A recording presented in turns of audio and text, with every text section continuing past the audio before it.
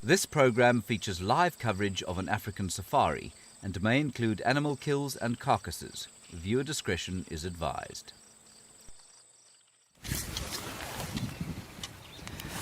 Good morning everybody, and welcome to this your sunrise safari. That is the sun coming up. My name is James Hendry and this is Safari Live.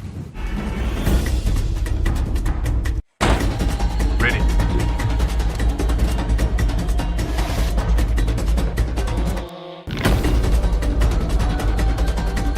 Standing by.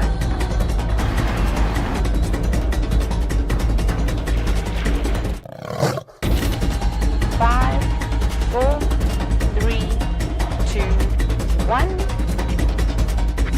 You are live, you are live.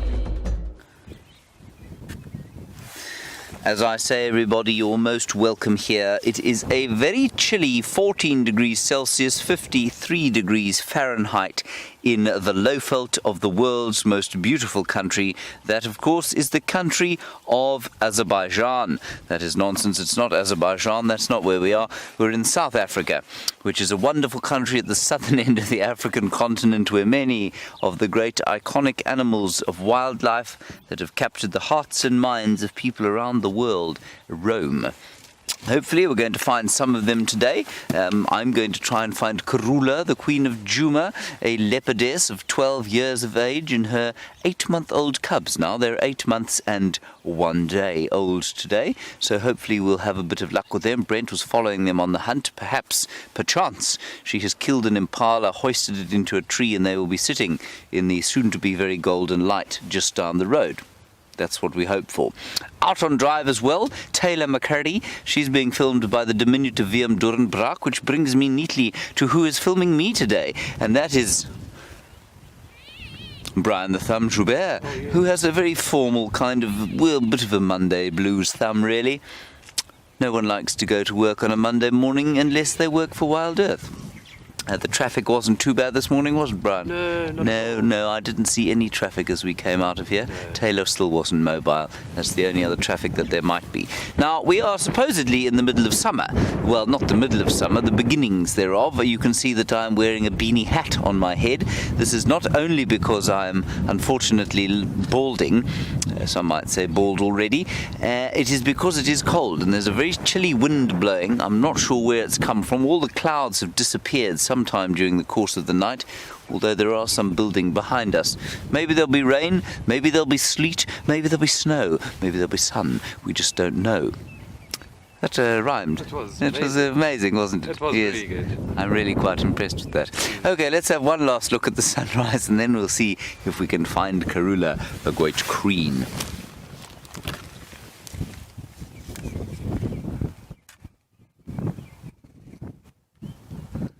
James Richards, you say you wonder if Karula was successful last night, and hopefully, if she was, it is on our traverse. Well, quite. I hope so too, and I think it's quite possible that she might have been successful. She's certainly not an incompetent huntress. I'm just taking one picture of the sun, and then we'll be on our way to find out. Those clouds are just rather special though, aren't they?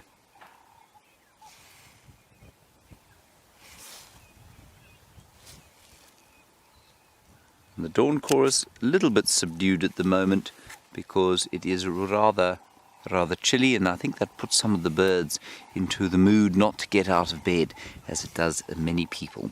Alrighty, we're going to move on now. As we go along, let's head across to Stefan Winter, the Mystic Boer, and find out what's happening with him on foot and where he is going to traverse this great property today. Thank you very much, James, and good morning to you all. Now, we have decided to also run with our faces into the wind this morning on the bushwalk. You are with myself, Stefan Winter, and I've got Xander on camera again this morning. Luckily, we're getting used to one another at the moment, the way this is going. And we're just having a look at this beautiful sunrise and the way that it is colouring up the bush around us. Just have a look at that. Nice, bright yellow sun, which means that the atmosphere is blissfully clear of dust.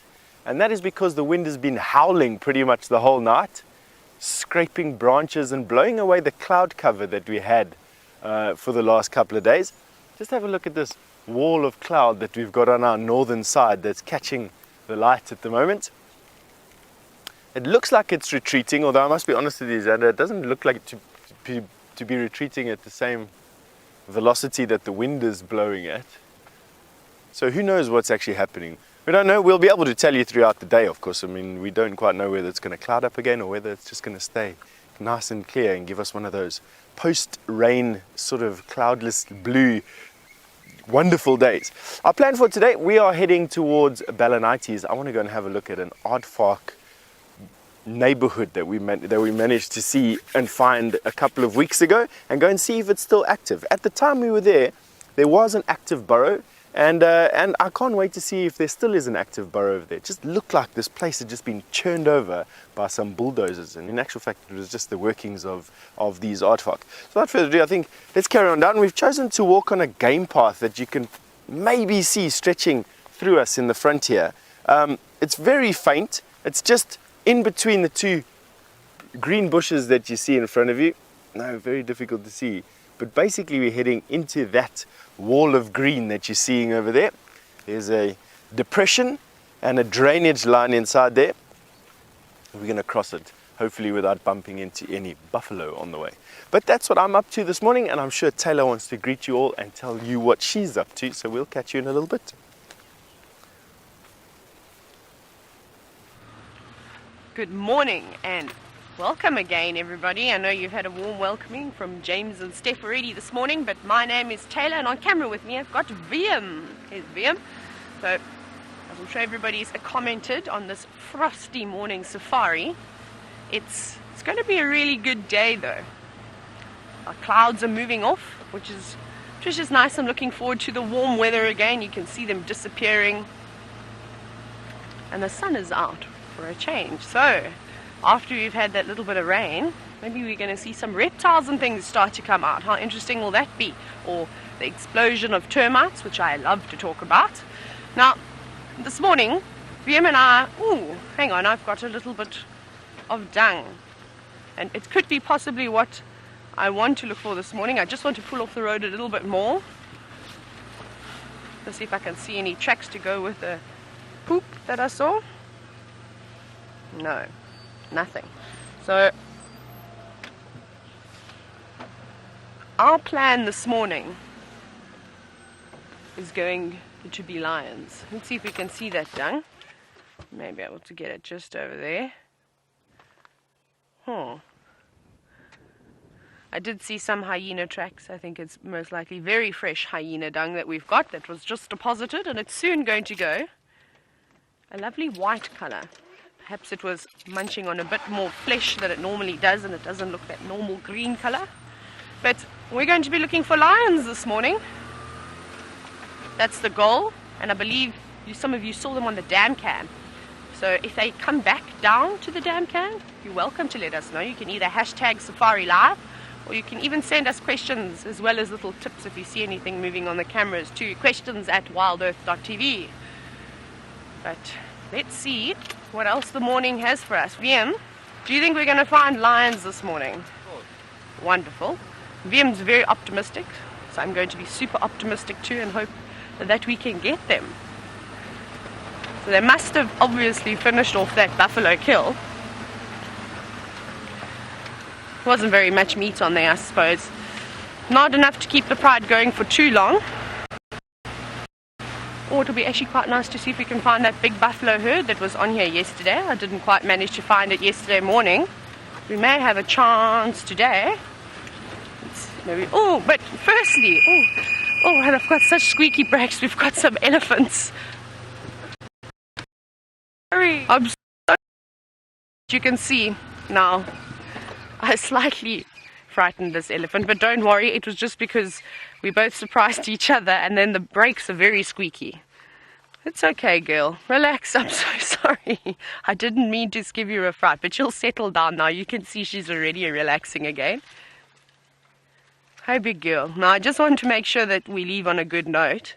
So I'm going to just sit here and interact with her for a little bit, but she seems fine. Hey, big girl. I'm so sorry. I didn't mean to give you a fright with the squeaky brakes. VM, we're going to have to do that little trick that Brian taught me the other day. What is that? The trick is to get rid of the squeakiness on the brakes. It works very easily, but I won't share the tip just yet. We'll just test it and see if it works, and then I'll let you on a little secret. But it seems like a nice family has actually passed through here. You can see there's a few more as this one disappears on the left, all munching in a little triangle together.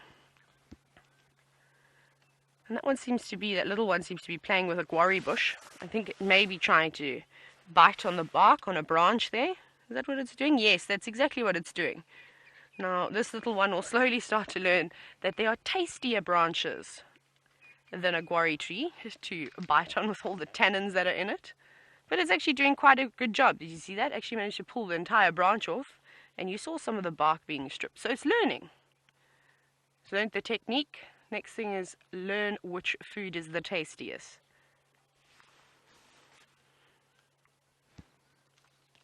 But I'm so glad that we're going to see the Ellies putting on a little bit more condition. And you're going to see they're going to try and eat as much as they can while there's all this nice greenery around. Definitely noticed a difference in the elephants' behavior, how much more relaxed they are. They were a little bit stressed just before we got the rain.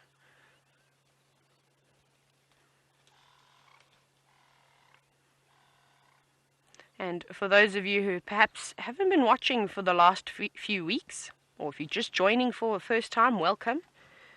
The reason why we're talking about the vegetation so much is, have a look at this little one that's just popped out now into this little drainage, is we had some rain almost 2 weeks ago now, and we had a little bit of rain again but a few days ago. So that's why you're seeing all this lovely green vegetation popping out. Now we're watching a young elephant at the moment who's attempting to strip the bark from a guarri tree, which is actually doing a very good job. It's actually quite a difficult technique. The way that they have to twist and corkscrew it in order just to strip that one layer off that they are after. It was really lovely. I know it's not the greatest view at the moment, but it's so nice just to be sitting here so quietly first thing in the morning with the chorus of the birds starting. It's quite lovely. Golden sun coming out. We're very spoiled this morning, VM. It's a great start already.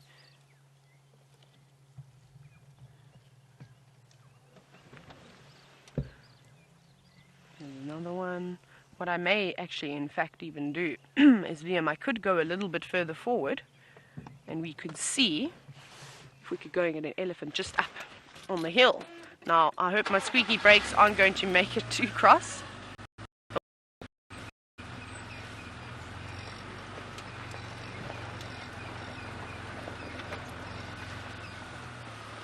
I'm going to try. Sorry everyone, it's going to be a little bit unlevel just because I've parked up on a slope. So you'll see that being corrected shortly. There we go.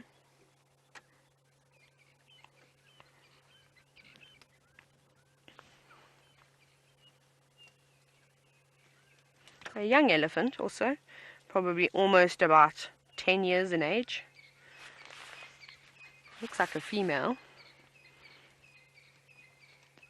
Now they can start breeding anywhere from as young as 15 years old. Remember, elephants live for quite a long time. They lived for about 60 to 70 years, anywhere between there. Really amazing this morning.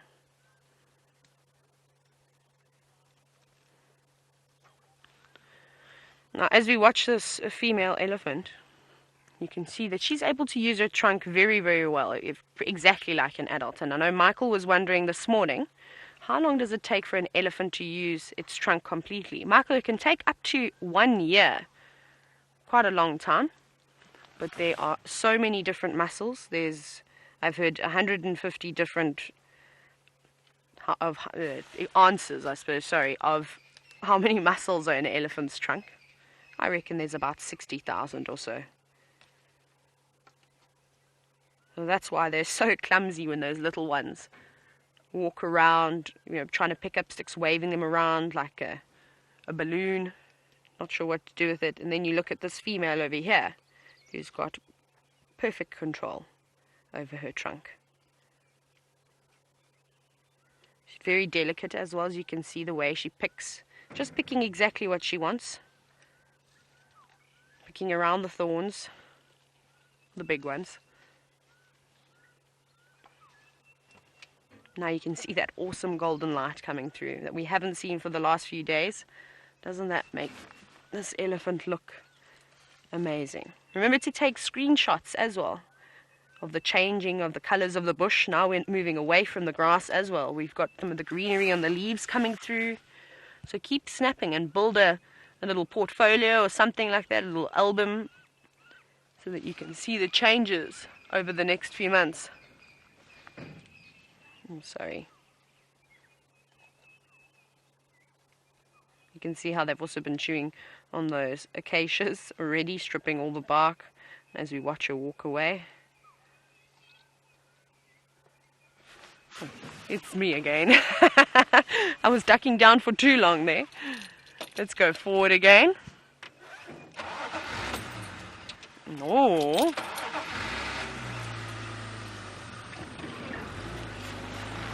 Right, let's have another look here. This is going to be really nice.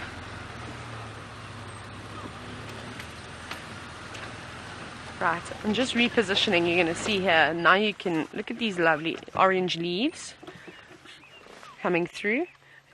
And then you've got the bright green, and then of course the dark grey. Sorry, VM's just quickly adjusting his camera. We're parking on slopes. We're not on a very flat road today. The elephants are going downhill and we're going uphill.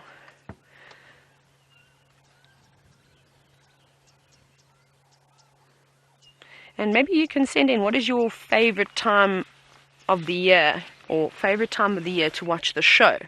Obviously, I know some of you haven't actually come on a safari, but it's like you're going on one every single day. I'd love to hear from you. What is your favorite time of the year to watch safaris? So basically, what's your favorite season? So we're in spring at the moment. We're in the middle of spring.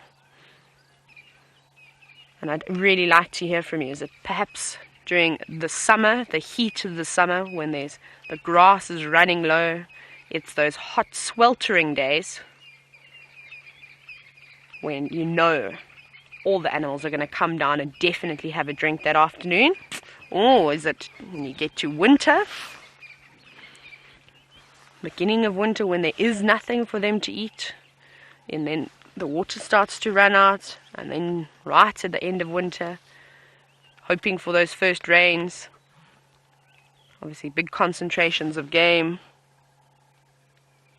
animals. Or is it now?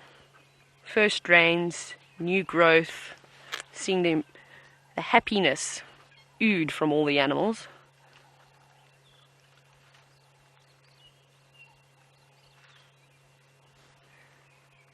You can see that little one's working very hard this morning. And it's so nice to also sit and watch these animals grow up, especially with the elephants. As they gain every week, you can sort of definitely see an improvement on how they handle themselves in the African bush. They haven't even let out a rumble. They are so quiet this morning. Well, they could be chatting away. They could be having a whole conversation and we actually wouldn't hear it, I suppose.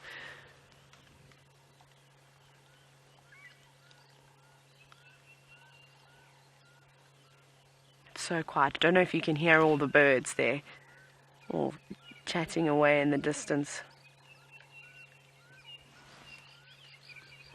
Maybe a little bit far away, but it is really lovely out here today. Just a gentle breeze coming through now. You can see the leaves just moving a little bit, not too much. It's quite nice. It's fresh this morning. But we're going to be in for a treat. I believe that it's going to get ridiculously hot soon. We're getting to next few days. We're going to get to about 38 degrees Celsius. I'm not 100% sure what that's in Fahrenheit. I really need to make a concerted effort and learn the conversion. But maybe someone can tell me. It'd be nice to chat to all of you this morning. I'm feeling very lonely today, so I'd love to hear from you. But I think what we're going to do as these elephants move off into the bushes now, we're going to carry on a little bit further.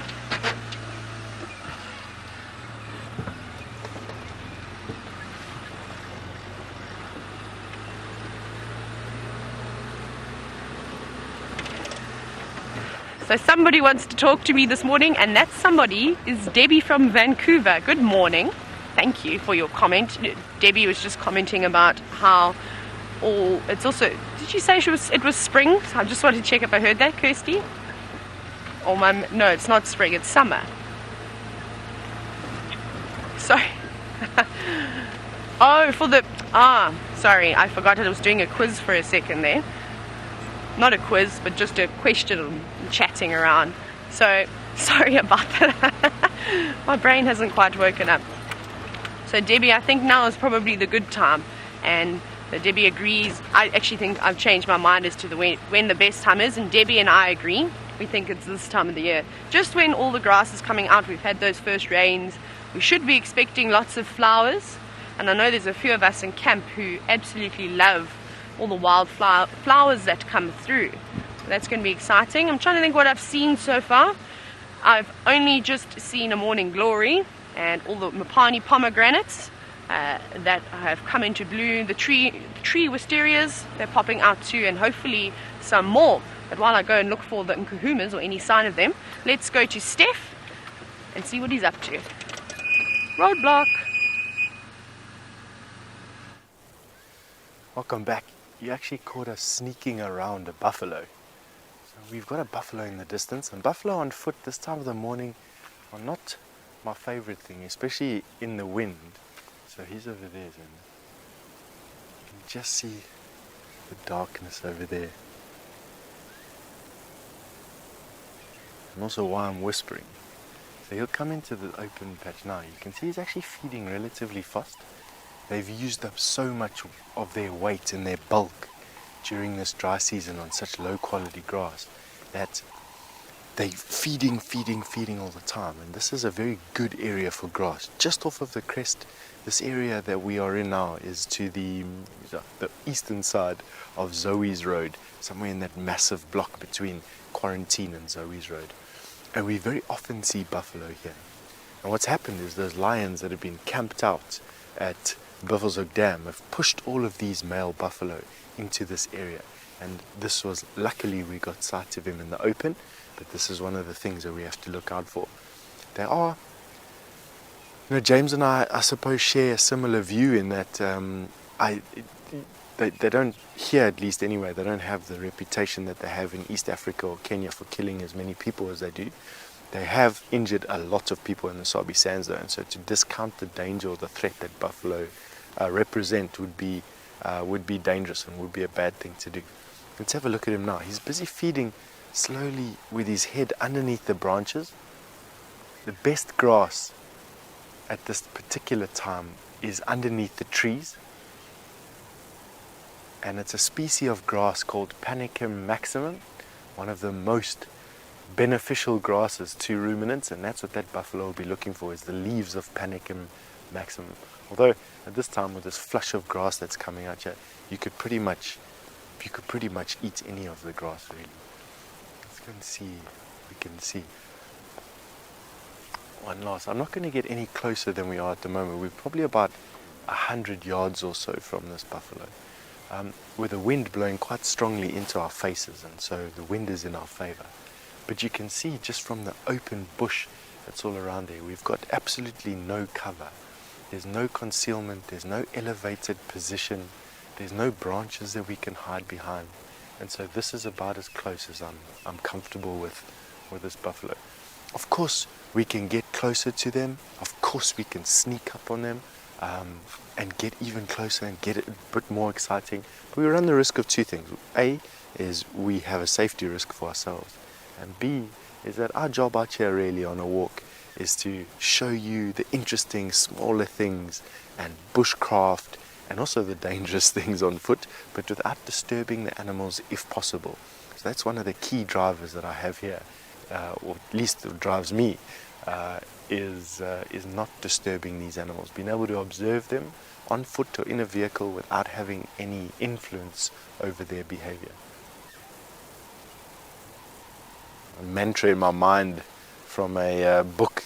I can't remember what book it is, but it says, "Touch the earth lightly." Keeps on singing through my head whenever I have a view like that. And he's now come out into the open. Have a look there. I'm actually quite amazed at how much weight these buffalo have lost over this drought. You can actually almost see how gaunt his neck and his forequarters look. Head down, horn tips shining. It's actually what alerted to us in the first place, is this moving mirror-like reflection that came off of his horn. And you can see in the bush there, that's just, we're hiding out about no more than 100 yards from where he is at the moment. Sun just glinting off of his fur. Quite a peaceful setting this morning. I must be honest, this wind is basically allowing a surreal effect. So Christine, you've asked me what would I do if this buffalo should charge me. In this particular area, Christine, the only thing that you can do is to stand and make yourself look as intimidating as possible. So first thing I would do is I would shout and I would try and create some distance, and hopefully the distance that you create is enough to sort of de-escalate the tension that may be present. But if that wasn't the case, if he carried on coming, and I'd have to stand, lift my arms up in the air, shout aggressively, clapping my hands maybe, and even running towards him a little bit to see if I could scare him off. Failing that, in this particular area, Christine, you'd find me at the top of that marula tree, somewhere between the top branch and the one just underneath it.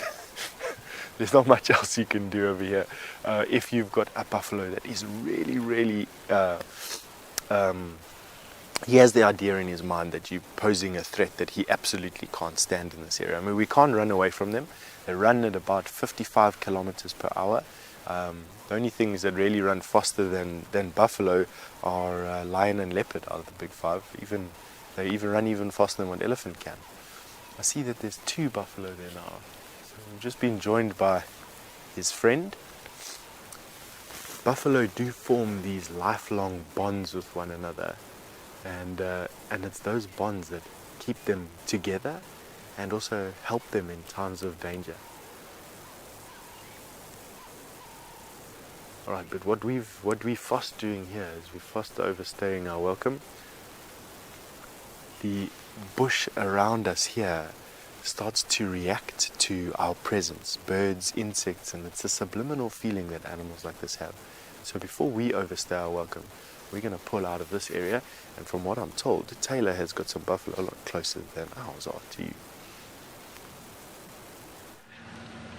Right, we've managed to find that big herd of buffalo I was telling you about. I'm not sure how many are here, but I want to show you something. There's a buffalo just in front of us, and I'm watching, Liam and I, and all of you will be watching some really cool behavior. Now, watch that oxpecker. We're going to just sit here. See that oxpecker? See how she's got a very big wound on her back? It looks like an abscess or something has burst. It doesn't look like the lions had jumped on her back. There's no claw marks. The blood is just coming from one big mass. So I suspect a wound of some sort. I don't know. I think it looks like an abscess to me. And now this oxpecker is keeping that wound open and fresh and eating all the blood that's coming out of there. Now we always see the oxpeckers just removing the parasites from the animals, which is nice. We only see the positive side. Now this is one of the negative sides of the oxpeckers. As great as what they are, they can also keep wounds open. It did look like it was starting to heal and scab, whatever that may be. And now those oxpeckers are reopening it. She's very thin, so I think whatever is wrong with her is definitely weakening her. And I don't know if she will survive. She's much thinner. We're going to go around and we're going to try and get better lighting. And then I suspect we could have another view of her. But I also like to see how many buffalo are in this herd. And I think we're just right at the back. I don't think we're anywhere near the front of the herd just yet. But let's have one more look at this buffalo over here. And it's actually interesting. When she walks, she's walking under branches too. Watch this. See how she, if she can, She walks, and then scrapes underneath a branch, and that's to try and get rid of that oxpecker. But that oxpecker is sneaky. It's just sunk down to the right-hand side, avoiding all the branches. You can see she's really making a concerted effort to try and get rid of that oxpecker. I think this is fantastic, seeing as you always see the oxpeckers just removing the parasites, the ticks. But you can see there how thin she is. She's lost a lot of condition. There's no real shine in her coat anymore. Her nose doesn't seem to be too wet. Her hips are protruding quite badly. You can see there how her nose is dry. It may be a little bit moist now because she's rubbing it on the damp grass, but the top of her nose is dry.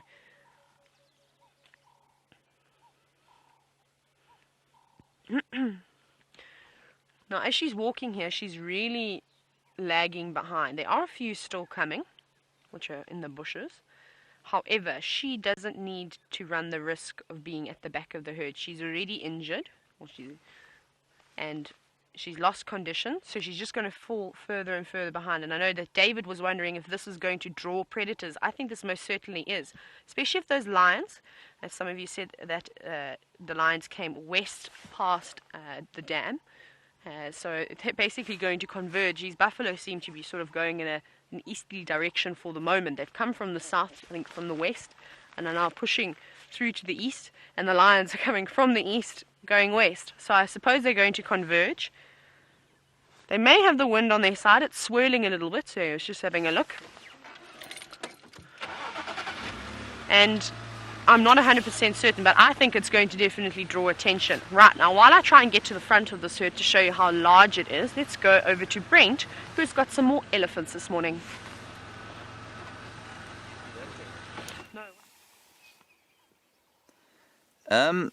I don't think I'm Brent. Am I Brent? Let's check. Hi, Brent. Do I look? Am I Brent? No. No, I don't think I am. Anyway, there are some elephants just over there, everybody. And while you look at them and enjoy them, I'm just going to quickly, talk to Herbert on the Game Drive channel. Go ahead, Herbert. Good morning, Object. You can hear Herbie talking. Okay, copy, thanks. I've got some here on Chellapan. He's just talking about elephants, everybody, on the road where Steph and he are. So now let's just go back a little bit. And when we arrived at this herd, I have to tell you, they didn't look very pleased to see us. I'm not really sure why that should be the case. I suppose it's a little bit windy, but it's not exactly blowing a gale, as it were. Anyway, we're going to spend a bit of time with them and see what they do. I have found not hide nor hair of Kurulki, but we will keep looking for her. Our Queenie. Let's drive in here a little bit.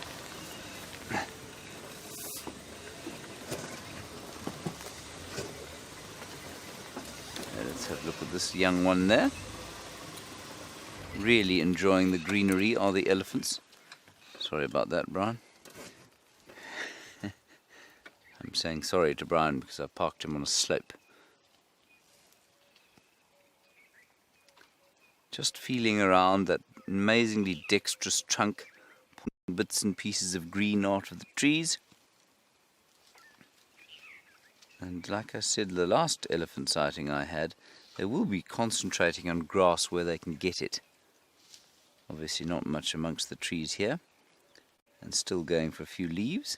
And also the fresh growth that comes up from the bottom of the trees. Now many of these trees would be doing what we call coppicing. And that means growing from the base as opposed to growing from the top of the trunk. And that's because the trunk, during the course of the dry season, has been obliterated by elephants. And so they put up new shoots from the base, from the root stock. Those are very nutritious. And that is what that little elephant is going for now. That elephant hasn't washed its face. Can you see that, Brian? Oh, I can. Very poor family hygiene. Yes. It's got sleep in its eyes from the night.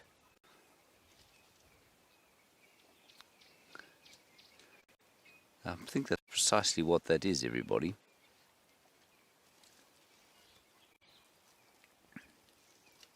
It's a the light is gorgeous today.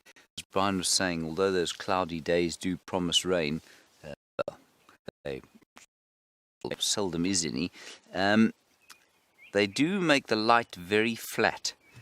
And then when the sun comes out in a day like today, you've got the golden light, the new spring green everywhere, and then it's shining on these elephants, and I just think it's very pretty indeed.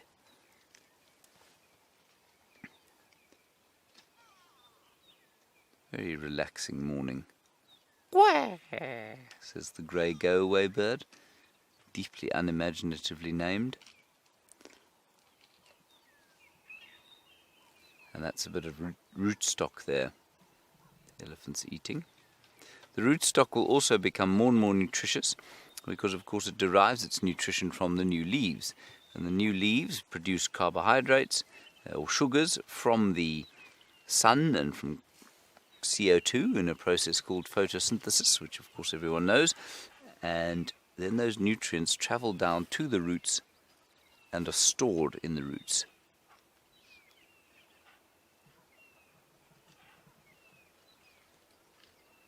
A parlour alarming off to the side, but I think it's rutting. Hello, flaming fox. You're It's lovely to hear from you, flaming fox.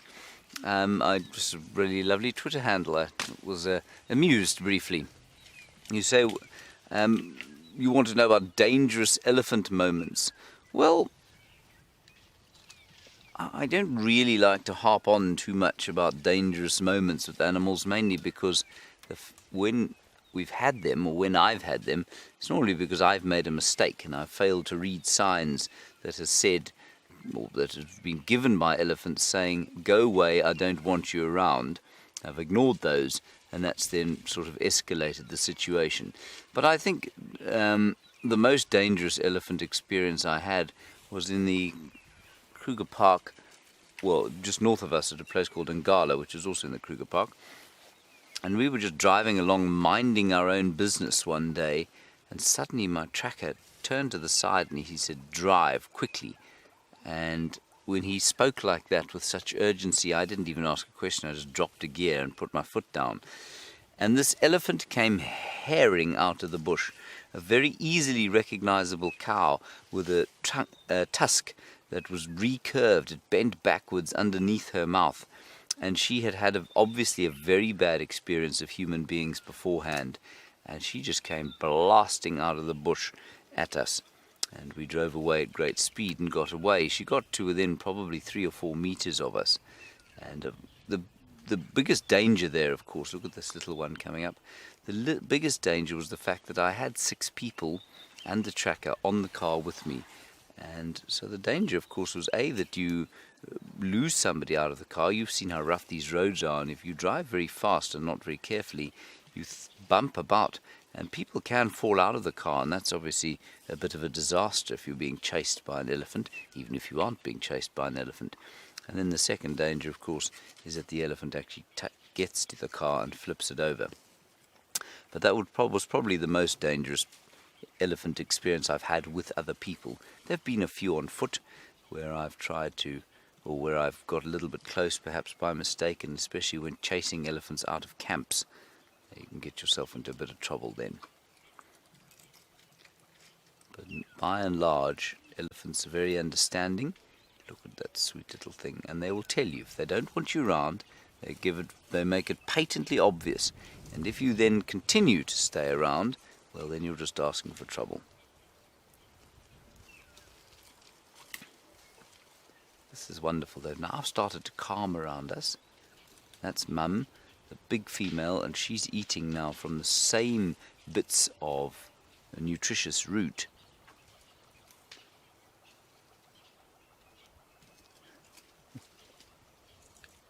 Hello, Kyle.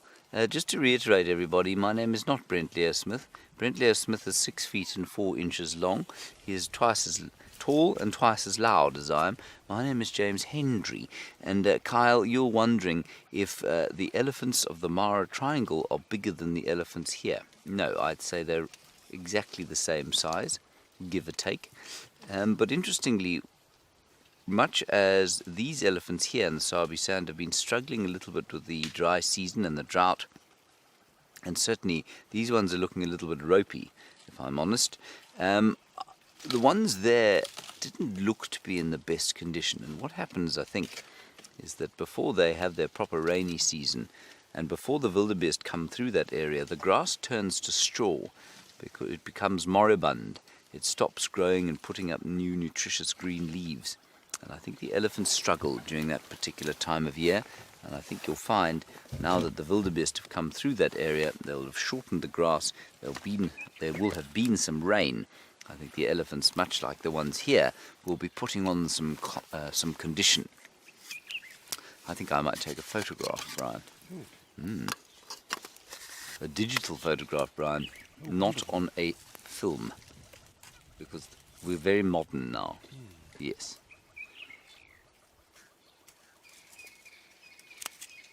I've got the elephant with sleep in her eyes. Oh, wonderful. Very exciting indeed.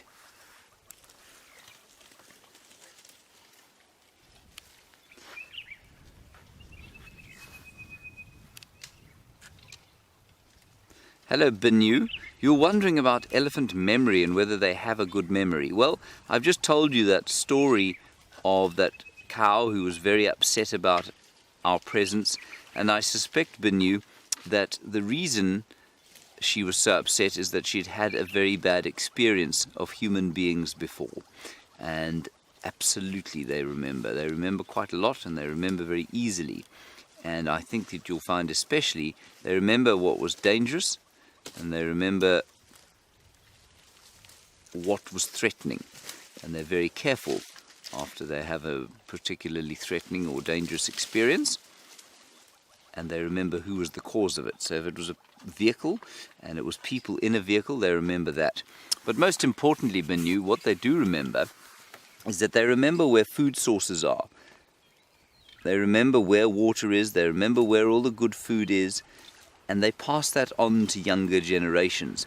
And that's a crucial part of elephant society, is that quite unlike many other societies where the youngsters go independent pretty quickly, these elephants live in a community where mentorship of youngsters, especially the young cows within the natal group, in other words, within the group to which they were born, the mentorship of those cows is crucial from the older cows.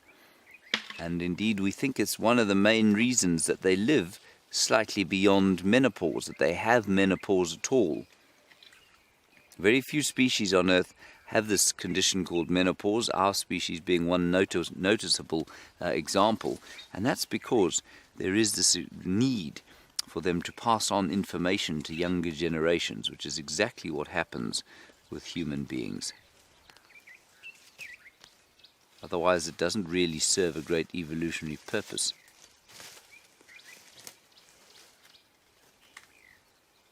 It's a beautifully peaceful sighting, this, isn't it?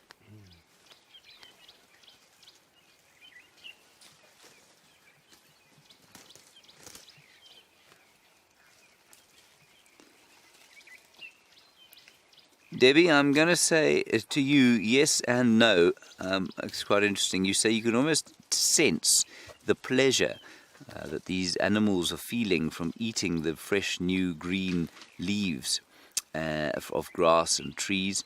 And Debbie, I would agree with you to a certain extent, but I also think it's a relief to us. You know, we've been watching such dry landscapes for now, almost 8 months, because we had such a very poor rainy season. And I think we're projecting, because I know exactly what you mean, because I feel the same thing. I think we're projecting slightly. We're kind of looking at these animals eating and thinking, gosh, it's good to see them eating some fresh green grass. They're going to put on condition. Things just look a lot more fertile and verdant. So I think it's also us. And we're much relieved by the greenness. And certainly when Brian and I got back, Brian was on leave, I was obviously up in Kenya, we had... both of us said how the feeling that we got from the bush, from the greenery, was just that much more kind of, well, it was relieving. I wouldn't say pleasurable, but maybe pleasurable is the right word. Would you say, Brian? Yeah, I would say, yeah. Yeah. So that greenery definitely did provide us with some kind of I don't know, I'm struggling to describe it. It feels expectant. It feels like new life. It just feels like spring, I guess.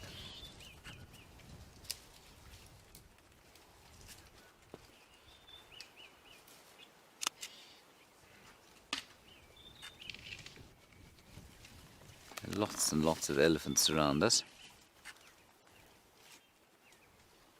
Lots of them off to the other side. Hello Zoe, you're wondering about must and whether the males will go into must as a result of the rains. Zoe, as far as I'm aware, must is not affected by rain at all.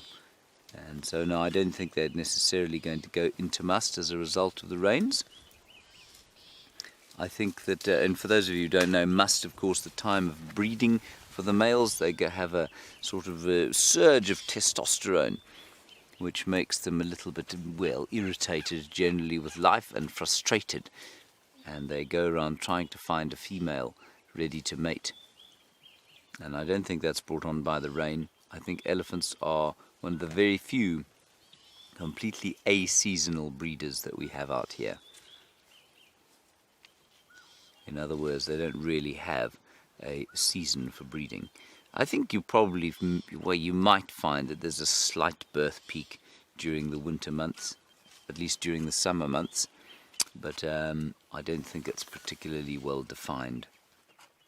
Nothing like the impala, of course, which we've got a month or so to go. Ooh, Brian, coming out in front of us, another erd, or the rest of this erd.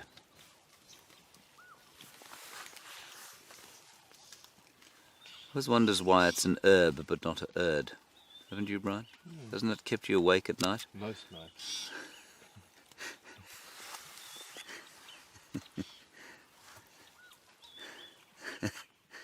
I remember the first time I heard the word herb on an American TV show. I said to my mother, what on earth is that? An herb.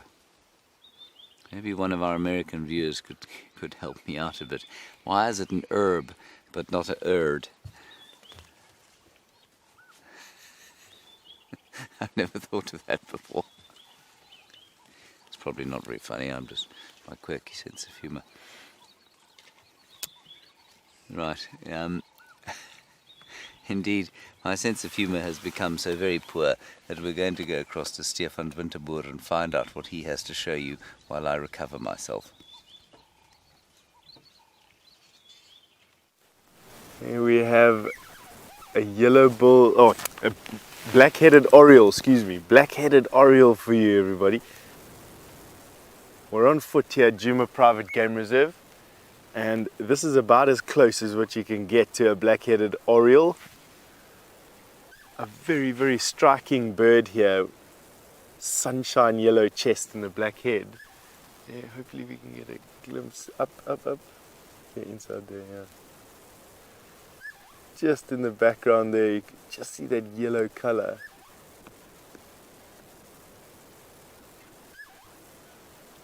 That is really cool. Now it's a pair of them that are flitting about on the inside of this marula tree, but I think it just flew away now. Yeah, it's gone.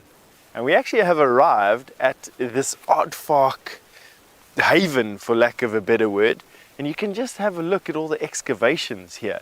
We bumped into this on foot the other day, probably about a month or two ago, and I was just astounded at the area that has been excavated into dens and burrows for these aardvark. It must be several generations of aardvark that have been living here, and at the moment we're busy looking for an active burrow. Every one of the burrows that we have been looking at the moment has been dormant. There was one that a warthog family had moved into, but it was a while ago, nothing fresh. Here's one where the roof has actually caved in above the chamber, which is not uncommon. You can see this depression, the sand caved in, and you can actually follow, and let me see without me sinking down into this, if I can actually show you how this is how big the hollow was underneath the ground, basically, a little bit wider on either end, and you can see how the tunnel went that way and out. So the tunnel actually curved into the chamber, and you can see how much sand has been excavated. So here was the entrance to the burrow. The burrow went in here and then curved around to the big central chamber, and this was all the sand that got excavated out of there. That's just one burrow here. There's probably, let me come around you, we'll go that way. There's probably about, oh, and I see Karula has walked through here as well. This is an old leopard track. A female leopard track, 1, 2, 3, 4 toes with the back of the pad there. Doesn't look like much now. So let me trace out the toe. There's 1 toe, 2 toe, 3, 4, the middle of the pad, in front of the planter pad, and then here are the lobes. Karula walked through here, probably in an effort to try and hunt 1 or 2 of the warthog that potentially live in these burrows, or even an aardvark. Although as far as I understand, Tingana is the one that enjoys the aardvark more than anything else. So here's a burrow that looks dormant. It's always, you've got to approach these things with a fair amount of caution. You don't know what's going to come running out of them. Could be anything from a lion, a leopard, or an aardvark, or even what's more dangerous is a warthog. But this must cover probably about 2 football fields. And once again, I'm just sort of astounded at the fact at how much excavation is going on over here. It doesn't seem to be too much active at the moment, which is a bit of a worry. I was wondering where they've all gone. They might only move into here, of course, at a few times a year. They don't necessarily reside in the same place all year round. And that might be what we're seeing. This is for some time of the year used, at other times of the year not. There's something, it looks like. Let's go and have a look at that one. Just want to give whatever's in there an advance warning that we are approaching, just so that I don't get stormed out of it. Let's see over here. No, full of leaves.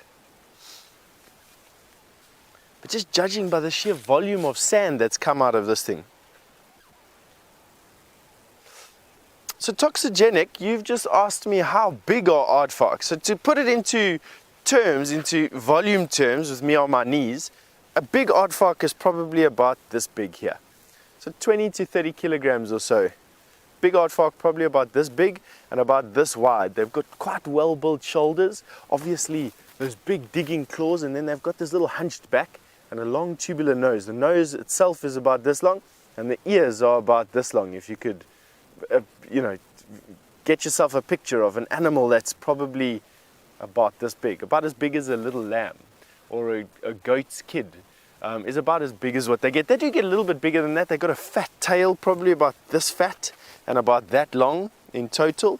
But yeah, they're not the biggest of animals, but they do these huge excavations here nonetheless. And I must be honest, I don't know if you've seen an active one here, Zana, but I must be honest that these all look like they've got nothing in them. They all look to be dormant. Alright, and obviously we'll carry on looking over here for some more excavations. James has got something that isn't dormant at all.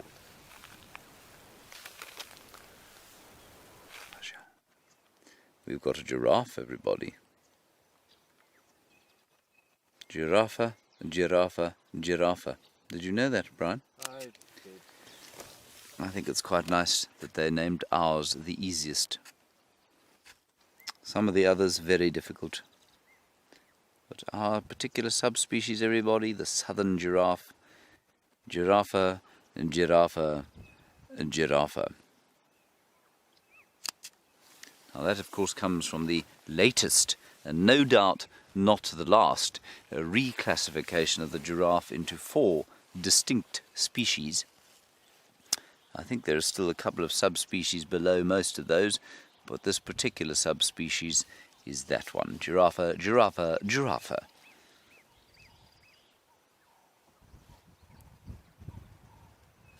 And they too loving the new green leaves. And we are loving the golden light thereupon, aren't we, Brian? Yes. This is quite an old grizzled fellow, you can see. He's got much in the way of skull calcification. He has bashed his head many times against rivals as they've sought to impress the ladies around the place. I'm glad we don't have bumps on our heads from fighting over ladies, don't you, Brian? Yes. It would be quite interesting to watch people walking around with great bumps on their heads because they've been head-butting each other in order to impress women. Or watching them headbutt each other. Well, yes, quite, exactly. Watching them headbutt each other in order to impress women, that would be amusing.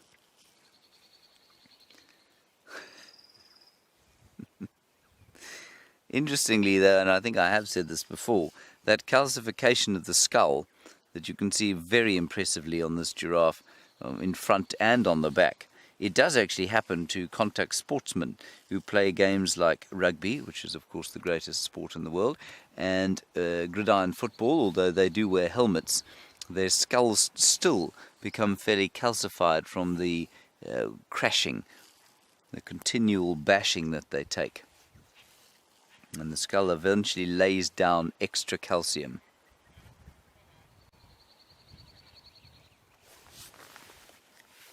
I don't know what this giraffe is looking at. Hello, Justin. Good morning to you. You say, how large is a giraffe's brain? Well, we actually know that because we have a giraffe skull in which the bees are living in the tent. A giraffe's brain is roughly the size of my fist, a bit smaller maybe. Sort of the size of a small apple or a relatively medium-sized avocado pear, I'd say, is about roughly the size of the giraffe's brain. Complex calculus, probably a little bit beyond the giraffe, but I think that they probably are a bit more clever than we think they are. They certainly seem to learn human beings quite well. They learn whether we're a threat or not. They're unlike an impala, which is almost impossible to kind of habituate properly. Giraffe will become very used to people. And certainly there are parts of Africa, like a giraffe manor, for example, just outside Nairobi, where the giraffe will come and have breakfast with you and lick your face while you're having your cornflakes. That's quite disconcerting, but I think it is an indicator of the fact that they do learn that human beings are not particularly threatening. Then secondly, you want to know whether they have, whether they see in colour. No, they don't see in colour. It's a real disadvantage for a herbivore that is eaten by lions to see in colour, because it means that they're going to be night blind in the same way that you and I are night blind, Justin. And so no, they don't see in colour. They see in black and white. Well, not in black and white. It's more green and blue, but it's in monochrome. They don't see in 2 different colours.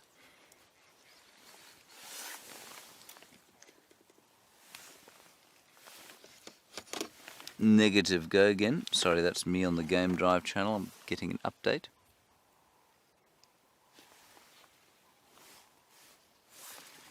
I'm just getting an update on Tundi. Tex, how many thousands of vehicles are there?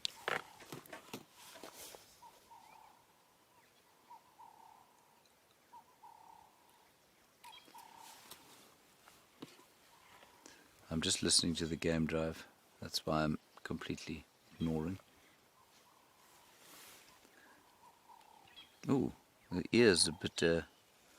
Okay, copy. Thanks, Tex. I'll try a bit later. Everybody, there are 46,000 vehicles on standby to see Tundi. She is in Torchwood, though, which means that she's... we're going to go and have a look a little bit later. She is visible from from the road, same as you had her yesterday. So we'll go and we'll just let things calm down a bit there. Otherwise, we'll find ourselves circling like the proverbial vulture, trying to get into the sighting. Let's try and find Karula. I think she's around here somewhere, hopefully with a kill.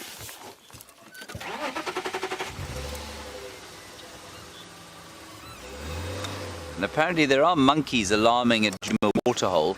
I'm not convinced that that's not the lions that they're shouting at, rather than Karula. It could be Karula, but Taylor's up there. She'll have a look around there. We're going to continue down towards Treehouse Dam and see if we can't find the queen there.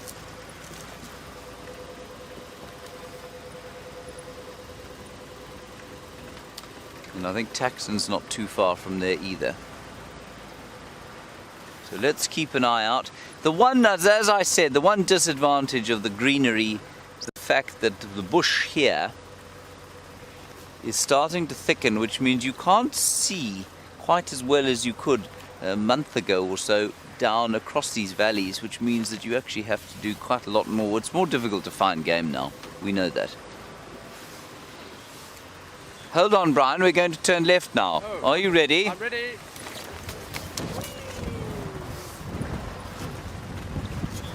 Sure. Well done. Spectacular. Yes, it was rather. There's some impala in front of us. 2 males having a bit of a fight. 2 teenage males having a bit of a fight. 3 teenage males having a fight. Any advance on 3? 3. 3 impala having a fight. 5 impala having a fight. Let's have a look at all the impala having a fight, Brian. These 2 here, little boys. Now, everyone, how old do you think they are?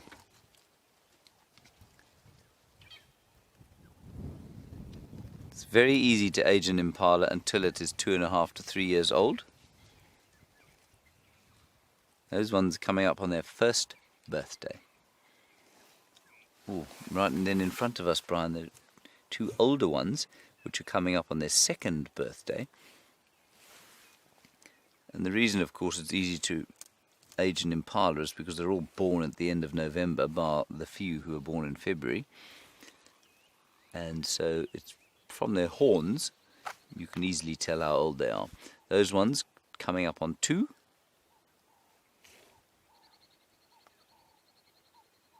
can see all their horns the same shape, not quite the full twist yet. And also you can see that they're much more willing to engage with each other like these ones are than the younger ones coming up on their first birthday. And that's because the ones on their first birthday would stab each other to death quite quickly, were they to sort of have a go with those very sharp, short horns. These ones curved and are, I think, as much as they're used for stabbing, are used for kind of wrestling almost. They kind of hook into each other and pull and tug, as well as protect the head, and maybe the odd stabbing takes place. This is very cool.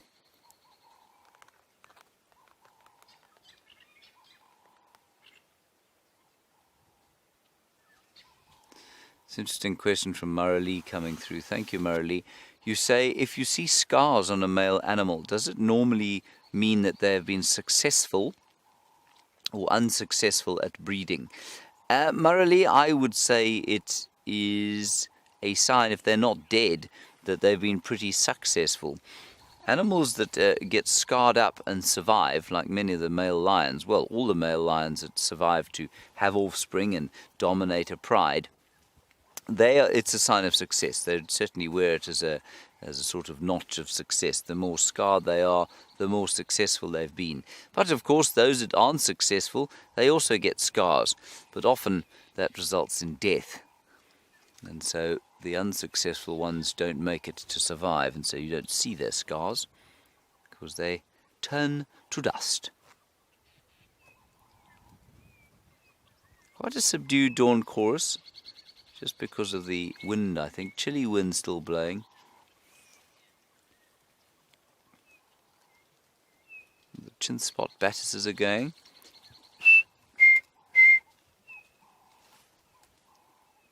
Black crowned chagras in the background.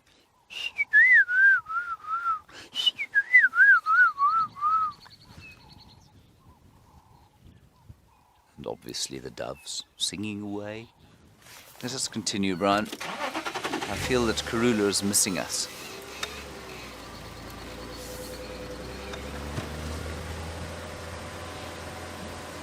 And there's also a woodpecker singing somewhere in here. Anyway, we're going to do a little turn towards Treehouse Dam. Taylor is with those alarming vertebrate monkeys all around there. Let's go and find out if there are any tracks indicating what they might be afraid of.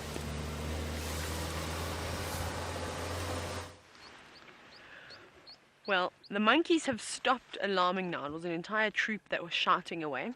We're a bit far away to see exactly where they're looking. It looked like they were shouting from down in the drainage. We went round first, we found some elephants. Nothing looking too alarming. Now we're sitting on the wall, you can see. And just scanning the area. And like I said, everyone's gone very quiet. So I know that a few of you kindly let us know that the lions went west after they were drinking. Now we're just going to check this drainage. Remember, the buffalo are coming east, so possibly they've picked up on their scent and that's where they're moving. So we're going to carry on along this dam wall. No, not yet.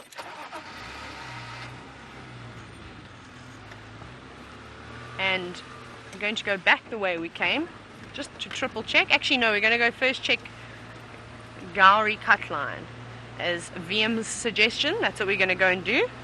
And then we'll come back around. But I couldn't get to the front of the herd of that buffalo either, unfortunately. They moved right into a big drainage as well. So we lost sight of them. But they will pop out again. I'm sure they're going to pop out through that drainage probably in the next half an hour or so. And we still haven't seen any lion tracks this morning. Haven't seen one footprint. So I'm also looking out for those, and hopefully they'll be able to tell us.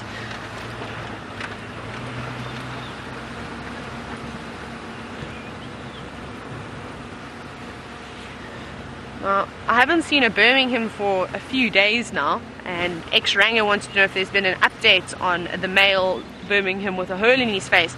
I haven't heard too much. I did see a picture, and I did see the footage of when that second bout of maggots was around. Now, so I'm not sure, I can't answer that. Hopefully he's coming back. I did hear some calls of lions late last night. It sounded like they were coming from the east, possibly coming to the west. So maybe it was that male. We know he was on Nkoro. So that's something we're going to hope and see. He seems to come back to the pride quite often, from what I've seen so far. So hopefully we're able to have a look at him again. But ex-Ranger for now, I am uncertain of how he's doing. We will see. Okay, we're on Gowrie cut line now. Having a look to see if we can find any tracks or lions. The actual lions would be a lot better. Also checking in their favorite drainage line. Just lots of impala footprints on the road at the moment. And then we'll do a big loop. Possibly we catch that herd of buffalo out again by the time we get back there. And hope we pick up on the lions at some point along the way too. I know this square very well now, seeing as the Nkahumas have made it their permanent home. Right, while I carry on looking for the lions, let's go to James, who's got a bird of prey for you.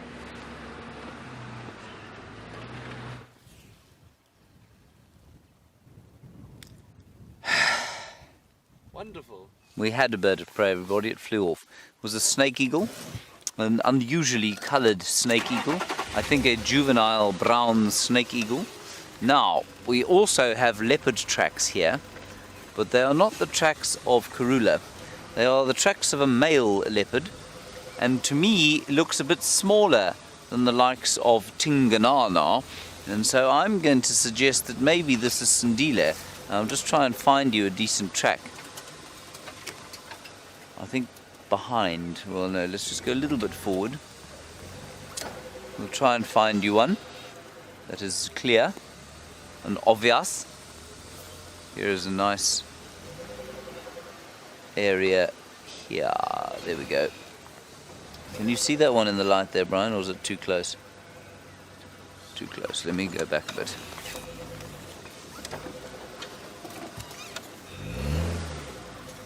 You see it now? Okay. It was quite a lot of effort just to show somebody a track, isn't it, Brian? Yes, yeah. Now, you just look around. I'm sure I'm not going to stand on him. I don't think these are that fresh. Here you can see them. You got these ones? And I'll tell you why I don't think they're very fresh. I don't think they're fresh because, it has been quite windy. There was a millipede track further back though, and it looked like a millipede had walked over the top of them. They're just not that distinct. They're also, I don't think, quite as big as Tinganas. They could be Tingana, but I don't think they're quite that big, but they're definitely bigger than a female's. Karulas would be much smaller than that, probably about that size there. So quite substantially smaller. And I also, definitely don't think they are Hosanas because, he's probably got about the same size feet as his mother does now. They'll be getting slightly bigger fairly soon, but they're around about the same size. So these are too big for him. And so I don't believe that's him. Now, where this leopard has gone is anyone's guess. I'm going to look at the junction here. Just come straight down here. They're just not that distinct. And indeed, it looks almost like someone's driven over them. Let's just look. We want to know if we're going to go down here or down here.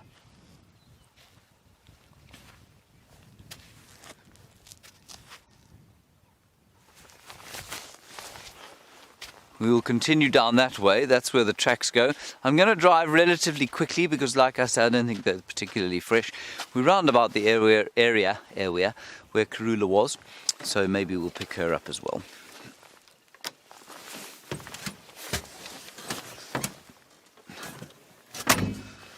Are you ready, Brian? I'm ready. I'm just going to put my blankie on. It's still quite cold.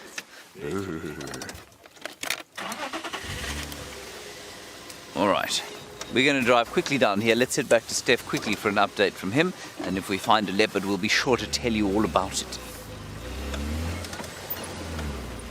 Welcome back to this part of today's game drive. It's the bushwalk, and you're on a bushwalk with myself, Steph. And we've just figured out, we just stopped here literally because Kirsty said to us, hey, we need to come to you for an update. And as we stopped and opened up our eyes around us, can you believe that I found two different snake skins? Come and have a look here. There's this one here,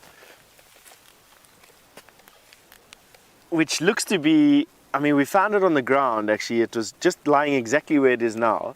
And it looks to be one of the ground living snakes that used these pieces of bark to peel the skin almost entirely off of the body.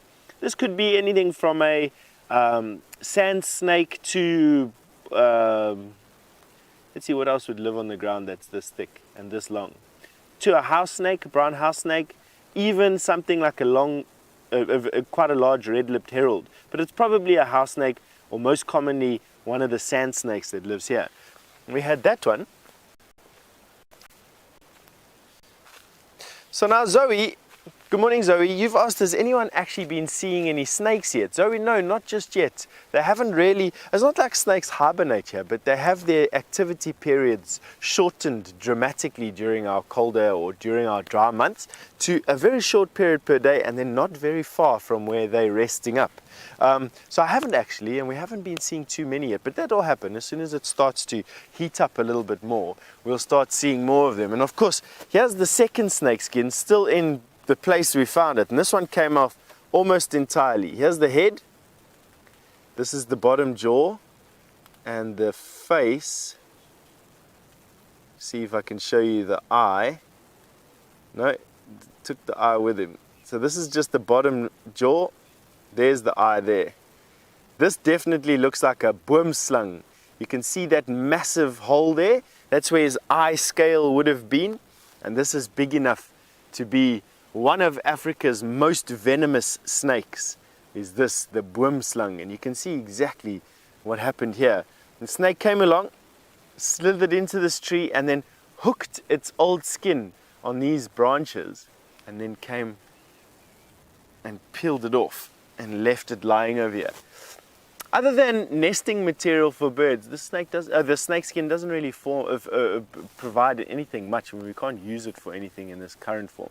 But I have seen little birds using it as nesting material and weaving it in to their nests. Now, another thing that caught my attention while we were here, we seem to be in a block full of giants.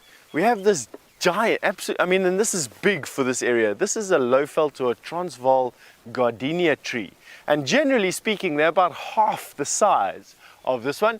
Hopefully, this gardenia will come out in some white and yellow flowers that have the most unbelievable perfume by the time they by the time spring comes along. But I'd just like to come and say hello to old trees like this. Who knows how many hundreds of years this tree has taken to grow? It's one of the protected trees that we have out here.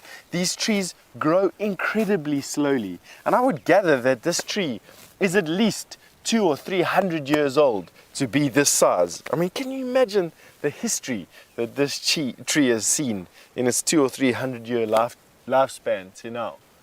Oh, just such a magic example of them.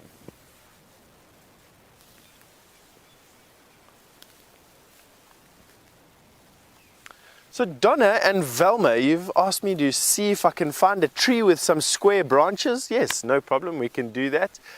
It is the Kalahari or sandpaper raisin, and I'm just busy having a look for one around me now. And of course, because I want to show you a Kalahari raisin, there isn't any. But we will find one and I'll get it back to you. It's a very common tree in actual fact. And then the other thing that I want to have a look at and go and show you is there is a mountain of a termite mound next to that tall tree down there. There we go. Take you in there. That's in the distance. I want to go stand on top of that termite mound. That is a termite mound that is easily as big as a small apartment. And that's what we're going to be doing. So apart from the fact that this gardenia was just an absolute giant, just take one more look at this guy, just to fully appreciate this tree. And being in the middle of a block like we are now, it's unlikely that we'll get to see it full of flowers or smell its perfume. So I just want to say hello. We'll see.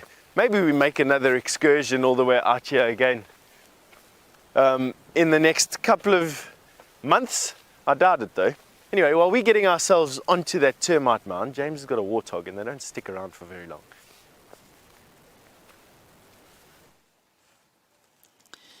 We do have warthogs, everybody, and what's quite nice about them is that they're not really very frightened of us, which is unusual.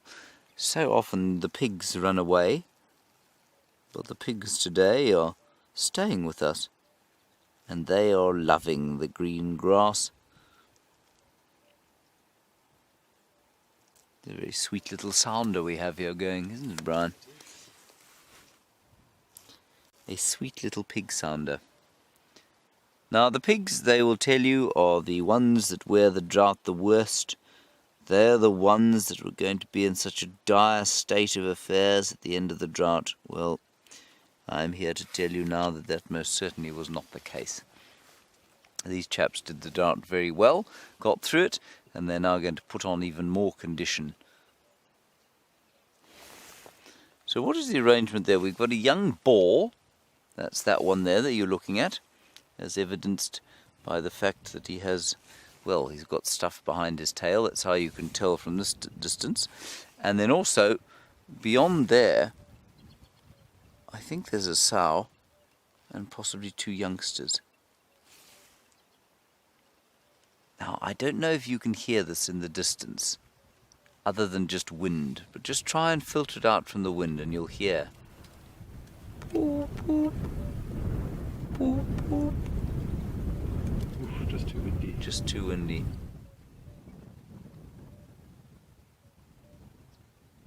You can't hear it, eh? No, you can. Now what that, everybody, it is not a drunken hoopoe. It's always how I remind myself. The hoopoe goes boop boop, boop boop boop. And this bird goes boop boop, boop boop. Like a sort of drunken hoopoe. A hoopoe that is drunk and depressed as well. And it is, of course, the African cuckoo. that we can hear in the background. Fiona, you're in the United Kingdom, and you say, what sound do I miss the most when I am away from here? Good question, because there are nice sounds everywhere if you listen carefully enough, but which sound do I miss the most when I'm here? Well, I guess it must be something obvious like the white-browed scrub robin. I really enjoy that call when I'm here. And I suppose during this, I tell you the call that I miss the most during the winter months, and it always reminds me of summer and brings back very happy memories of the Sand River and running along the Sand River of an evening. When I wasn't guiding and I was doing other bits and pieces, I used to go for a run on the Sand River down at Londolozi every evening, and I remember the cuckoos, the red-chested cuckoo. That's not what they sound like, is it? They go... Bit my fro, bit my fro. I just remember that call in the greenery of the lush sort of riverine vegetation, and that always fills me with a great sense of nostalgia and memory. So during the winter months, when we don't have any of the cuckoos, I guess it's that call that I miss the most.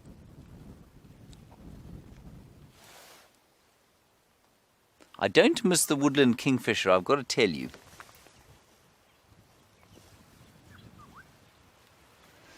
Hello, blue butter frog. I do love that name, blue butter frog. Is that actually a thing, or is it just made up? It might actually be a real biological entity, a blue butter frog. Blue butter frog, you want to know if these warthogs are endangered. I do not believe them to be endangered. In fact, I know they're not endangered, but I'm just going to check, given that CITES is going on right now, what I'm going to check for you is whether or not, or on which particular list they're on. They will be classified, and I suspect they'll be least concern. Yes, they are. They're classified as least concern, and that means that they are not endangered. No one's particularly worried about them. There are no restrictions on their, well, unfortunately, on their hunting. Or on their trade, I suspect. They breed very easily, especially in the absence of predators. They breed very easily, and they're very very happily live in just about all kind of wildlife areas. If there's enough water to eat, you won't find them in deserts. Tracy, you want to know if you can eat these pigs. Tracy, these pigs quite possibly have the most delicious meat of any other animal in the world. They really are very fine eating indeed. I've eaten one or two in my time, and I've always really enjoyed the taste of warthog, roasted slowly over a spit. One doesn't like to look at these little things and think of that, but of course one must accept that if one is a meat eater, then this is that one lying down? Yes, having a bit of a snooze. You've got to accept, of course, that the cow or the pig that you eat when you have your bacon in the morning or your beef in the evening, well, it used to wander around like these ones did too for a while. Yes, they don't like the wind, and they do, you know what they do fall, not prey to, but fall victim to sometimes, is a cold snap. So if it were to get very cold very suddenly, they can get quite chilly, especially if they don't have a good burrow to live in. That's quite sweet, you don't see that every day. Warthog affection, see that, Brian? That's very sweet. Obviously seeking probably warmth as much as comfort. Comes another one behind now. This is so cool.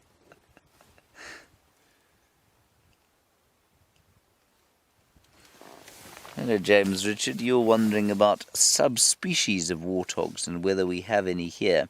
We certainly don't have any in this particular area, but there are 4 subspecies of warthog, apparently. You get the Nolan warthog, the Eritrean warthog, the Central African warthog, and the Southern warthog. Now, I know that some of you will think, good grief, that man has an astounding breadth of knowledge, but actually he's just read it, because it was in the same piece of text that he read about whether or not they are of endangered, or in what status they are in the IUCN. They are least concern, and there are 4 different subspecies. So the Nolan warthog you find in kind of West Africa, probably just on the forest margins. They don't like to live in forests, so you'd probably find them on the forest margins going into the savannas of West Africa, because there's lots of forest in West and Central Africa. And you get the Central African warthog, which is the one I think we saw in Kenya. That's the one we saw there. And then this, the southern warthog, obviously, and then the Eritrean warthog, which unsurprisingly is found in the Horn of Africa. Eritrea, Ethiopia, Djibouti, Somalia. There we are. It's quite nice to know. I didn't know that before. Now I do. Alright, let's leave sleepy warthogs. Leopard tracks went off to the south. We're doing a loop of the block. Doesn't have a very leopardy feel today, I must say. Anyway, Stefan has managed to find a termite mound, and he is now the king of the castle. Sometimes these links that my co-presenters give me are just hilarious, although I'm not the best at it myself. What we've got here is the single largest termite mound that I know of on Djuma, Arethusa and Cheetah Plains. This has to be the biggest termite mound, and this is all made by a little insect related to a cockroach, no larger than your fingernail on your finger. I mean, this is as big as a building. Can you imagine how many years, how many hundreds of years it's taken, sand grain by sand grain, to glue something this big together, and how deep it goes. The general rule of thumb is that termite mounds are very similar to icebergs in the fact that only about 10% actually sticks out of the ground. What I am going to do is I'm going to see, Xander, how do you feel? Do you feel you'll be able to walk up here? I'll help you. I would love you to join me at the top here to show you some of the views that I can see. We've got such a clear day today with the storm that's washed the air clean of dust and of smoke, that it would be a waste not to show you at least something. So it's going to get a bit messy as Xander gets up here. He's carrying a big heavy backpack, and of course this is slab-sided. Can I give you a hand there, pal? There we go. All right, just watch up. You get a bit of vertigo as you're standing up here. But just have a look at what this looks like. We can see almost the entire Sabi Sands. I'm actually going to be running through a couple of features now as we come back from right to left. There in the distance, hold on one sec before you race away. Over there's the Arethusa airstrip through the trees there. That strip of white that you can see on the left hand side of the screen. And then as we slowly come about, you're looking over the Sand River drainage basin. And then there's a line of hills in the background over there that look like the ridge on a crocodile's back. That is near a town called Tulumahaj. And if we come just further left of that, there's a small little range of hills in the dark. Sorry, right of that, excuse me, Xander. Small little range of hills just in the distance before the Drakensberg. That is the municipality of Bushbuck Ridge. That is a 2-hour car journey from here, to give you an idea of how far we are looking. And then that bright blue mountain range that you're seeing in the back, that's the northern end of the Drakensberg Mountains, and it forms the western boundary of the Lowveld. It's also South Africa's longest mountain range and has one of its highest peaks. One of them being that peak over there, over that tree there, that is Maripskop, and is the highest peak in this area. And also how we are getting our signal from where we're standing over here on top of one of the world's largest termite mounds all the way to final control, and then on top of that mountain, and then to you everywhere, I think, in the world. I don't quite know how it's all done. I know we get some internet from somewhere and it goes to somewhere, but just have a look at how tall this thing is. I just can't believe how high we are. A herd of elephants slept there last night. You can just see over here, you can actually see where they defecated. The urine's still wet, and all their patterns of their skin in the sand. That's the skin pattern of a herd of elephant. And I would have been quite safe up here if they were down there. Wow. Hey, nice, Hosanna. I'm going to go down this face just to show you how steep this thing is, and then I'll help you get down. I'd love to know how old this termite mound is. Definitely hundreds of years.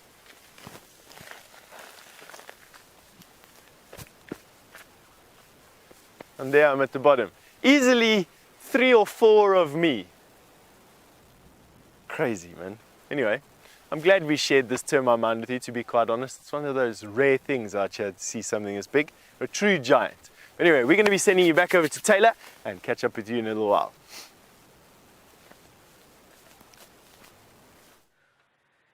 So we keep bumping into lots of buffalo. You can hear them all chatting away to each other. It's quite exciting. Lots and lots and lots of buffalo this morning. I think this is some of the herd that we saw earlier. It seems like a few more actually still coming towards us. We're going to see some more popping out. We've even got some elephants in the sighting too, which is great. We'll have a look at the buffalo and then we'll carry on around and have another look at the elephants. So we're good here actually. We don't need to reposition. You can hear them very vocal, talking, and they communicate quite often. Normally it's between mom and calf, but perhaps they're talking to each other today and deciding where they're going to go. And I believe I was just listening to the Game Drive radio, and it's something quite exciting, and I'm hoping that they're going to continue coming south. But someone has just said that there's a massive buffalo herd, and when they said massive, he described it over about 3 or 4 different roads, one end starting, the end sort of ending behind that. And I suspect that there's probably a few hundred in that herd, and they're coming straight south, which is exciting. So maybe by this afternoon they'll be here. Now, we've been seeing quite a few buffalo, which is quite nice after a dry spell of about a week. And we were chatting in the tent yesterday. Steph was asking me about what do I think is going to happen with all the wildlife to come. Now, this is my favorite part, when only the northern side seems to have got quite a bit of rain, quite a bit more rain than the southern sands and the southern area, Greater Kruger area. So all the animals have instinctively come up to here now. We've got water, and we've got lots and lots of green grass around. All the trees are getting green leaves too. So all of a sudden we're seeing all the big herds of buffalo again, and we're going to see lots of elephants. But as we start to run out, as rain starts to spread over the entire sands, the entire Greater Kruger area, and the grass keeps coming through, it's obviously going to make it a little bit more difficult for us, because now there's lots and lots of areas for the different animals to go and eat and to go and drink from. They're not just having to come back up north. But we're going to enjoy every little bit of it now. Now we're going to go around and have a look at some of these ellies. They sounded like they were pushing big trees over. Hopefully we'll get a sight of them. I can see 1 or 2 quite close to the road. And fantastic. Okay, so I believe that there's some elephants at the Juma camp. Possibly we'll go around to them as well. We're actually not far from there. I think, Liam, do you think we should perhaps skip these elephants and maybe go to the ones that are towards the dam? I think we should go and do that. No, I believe they are moving off. Well, let's see how our sighting is going to be over here. It may be a little bit obstructed for a few moments. They are coming through, but let's wait for them. We're going to see, you can see the bottom of one little elephant, and there are some others coming through the very thick vegetation now. You can see that one, and then the others are coming from the right-hand side of your screen. Now they've found something nice to eat. It could be the herd of elephants maybe we had first thing this morning. We did actually bump into that herd that visited the pan when we were listening to those monkeys' alarm calling, but they were then moving through the thicket. They're pushing down trees in here. I'm not sure which trees they're pushing down. We can't really see for the moment. There we go. Now we can see just on the far right, there comes a big female. But they seem to be all around us. We've actually got another one coming to the left of us now, which you'll see in a little bit. They're going to come, I think they're going to come right over and say hello. No, a little bit nervous. It's okay. See how this one is just on a little bit on the nervous side. Looks like a young male, but it's okay. It's okay, boy. Relax. Shame. A little bit scared, but I don't know, he was on the complete opposite side of the rest of the herd. Now the wind is picking up a little bit, and possibly he got a little bit frightened that he didn't maybe hear the rest of the herd that we can now see coming through. There we go. Going straight down into the drainage.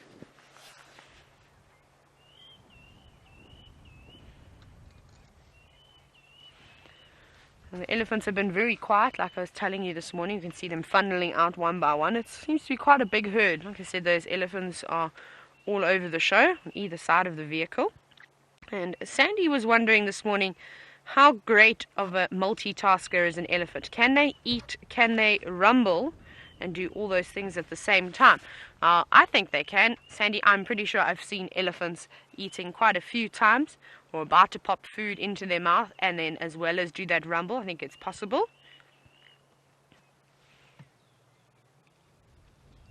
Well, the wind is picking up quite a bit, so I'm hoping the behavior of the animals doesn't change too much. We know that they don't quite enjoy the wind. And hopefully we'll see all the ellies around the water this afternoon, and perhaps a big herd of buffalo that I was telling you about will come and drink at one of the dams, maybe Buffelshoek Dam. Although there's also lots of mud wallows that are filled along the cut line.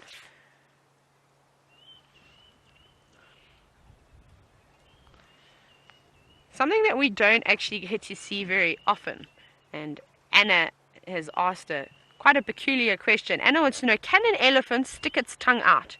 Anna, I have never seen an elephant sticking its tongue out before. Now, we hardly ever see their tongue. Sometimes when they're eating towards us and they curl their trunks underneath them and open up their mouths nice and wide, we see it sticking out. I don't think an elephant can stick its tongue out, perhaps like impala can and kudu can and buffalo can. They don't really use their tongue to feed with, to pull the grass, up from the ground and into their mouths. So I don't think so.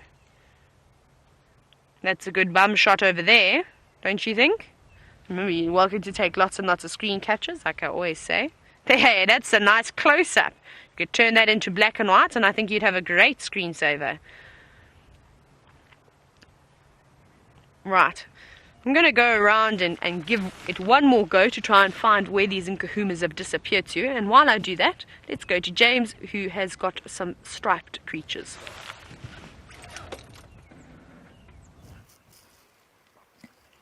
There's an okapi, everybody. Is it your first okapi, Brian? It is. Very nice. It is amazing. Lovely to see an okapi out here. That's the only other striped creature we get. Oh, of course you get that other thing, don't you, Brian? The quagga. Yes, could be a quagga as well. It is, of course, the Birchall zebra, everyone, in case you thought I had lost my mind. Well, I may have lost my mind, but not so much that I don't know that that is, in fact, a zebra.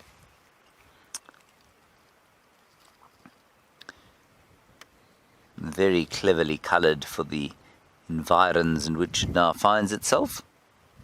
That one doesn't appear to have any shadow striping at all at the back. You see that? I've left my binoculars in the tent, unfortunately. But there, that one in the back, no shadow stripes. Or very dim ones. Could go to East Africa and quite easily disguise itself as a Grant zebra. Now, we were asked about the elephants earlier and whether I thought that the elephants here were bigger than the ones in the Mara or the other way around. I thought they were about the same size. I think the Grant zebra is probably slightly smaller than the Birchall's version, which we have here. That's just an impression I got from the size. And as they disappear into the woodland, Brian, if you wouldn't mind sort of tilting down and panning slightly to the left, and you will see some more results of the rain. The Zero Fighter Reti Nervous has bloomed. You see that, Brian? There are the blooms of Xerophyta retinervis, everybody, the baboon's tail. They're amazing, these things. As soon as there is a drop of water in the soil. Hello, Velma. You were saying you were hoping to see baboon's tails and whether they've bloomed. Well, these few have. I don't think they had yesterday, you know. Well, maybe they had a little bit. But they are brilliant at sucking out the very smallest amounts of water. Now, they're called xerophyta because in theory they're xerophytic. In other words, they're good at living in dry conditions. I'm not sure that that's particularly true, but what they are able to do is because of the shape there of the, not the flower, but of that baboon's tail stalk, I suspect what it does, it's sort of advanced capillary action. Now, capillary action is not a particularly entertaining subject to discuss around the dinner table, but it is important to understand. Now, what it is, if you put a very narrow tube into water, it will automatically create a vacuum, and I think that's because of the surface tension on the water's surface. Not surprising that the surface tension is on the surface, is it, Brian? No. Anyway, that causes the water to travel up the thin tube without kind of any sucking or without any vacuum. And that's what happens, I think, in all those very small tubes. That baboon's tail stump, if you like, is made up of many, many small tubes. And what happens is that it sucks the water up as soon as any water in the soil. It goes zoop up into that thing, produces leaves, produces flowers, but then when it dries out, it goes dormant very quickly again. And it doesn't hold water, so that's not a succulent. It's completely dry when there's no water in the soil. It's really quite a clever plant. And still the wind doth blow, and still Karula doth hide. Anyway, I'm going to make one more sort of turn around this area, and if we don't come up with anything, then I'm definitely going to try and get into the lineup to go and see Thandi. I don't think the youngsters were seen today, but they may have been. I'd like to meet them.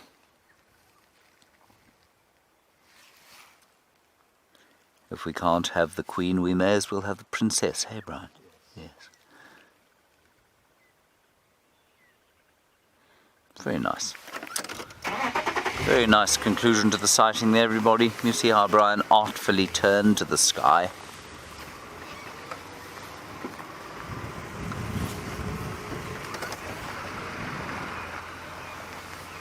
Hello, Morning Glory. You'll excuse my not making eye contact with you. I'm just looking for tracks here. I thought I may have seen some. This is roundabout where yours said he last saw Karula last night. Morning Glory, you say, do the baboon's tails bloom repeatedly through the season or only once? Morning Glory, they will bloom repeatedly. And they'll hold their flowers, and then they will lose their flowers when it gets dry and then bring them again. There are lion tracks here, but they don't seem very new. I think they're quite deeply ancient, actually. But what we want to see is the tracks of little Hosanna and his sister and his mummy. Now, what have we got there? There is something down here. I think it is a hyena, though.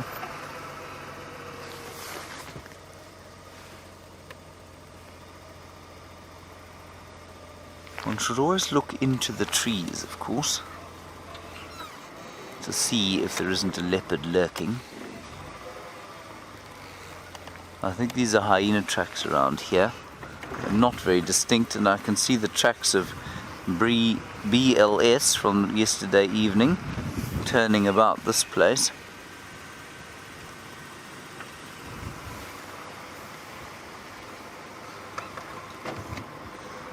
Leopards are so very good at vanishing.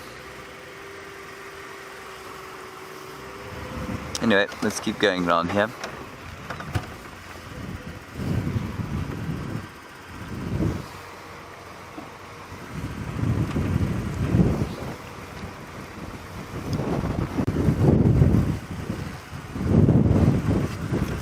Hello, Maggie. You say, it's an interesting one from you. You say, if you were on a vehicle and the guide was testing the animals, in other words, putting them under pressure, would you have the right to say something? Maggie, yes, of course you have the right to say something. You have the right to say whatever you like. Well, within reason, of course. But what you just need to be very careful of, and I have had this experience a few times, is that when you get onto a vehicle and the guide does something that you think is perhaps not particularly correct, you just need to make sure that you understand what he understands. Because often what happens is you come into an area like this. It would be like me going to North America and going on a guided walk with somebody in Yellowstone National Park, and then trying to having an experience with an animal and then criticizing how he had operated when I wouldn't have the faintest clue what I was talking about. And I think often what happens is that we do get tourists out here who don't interpret the situation necessarily correctly, and the guide who's got many years of experience has interpreted it in a certain way and reacted in a certain way. And so you just need to be very careful that that isn't the situation. That said, I have seen many times where guides do push animals, trying to get too close in order to get a good photograph or show how big and macho they are. And then, of course, you've got absolutely the right to say, listen, I can see that animal's under stress. We don't need to get any closer. Let's just stay back a bit. So yes, of course, Maggie, you have that right. And indeed, it is encouraged. If you feel threatened in any way, if you as a guest were to come out here and to feel threatened at all, then it is beholden on you to say to the guide, that's enough, no closer, because this is not, we're not out here to do extreme sports. We'll just switch off here and see if the owls still live here.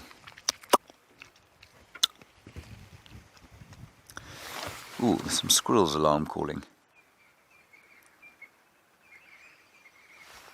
I'm just going to go back a bit.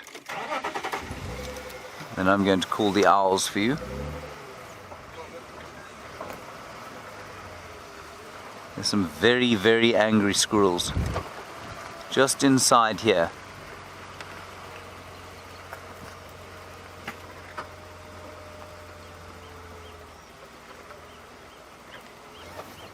I think we might be in luck here, Brian.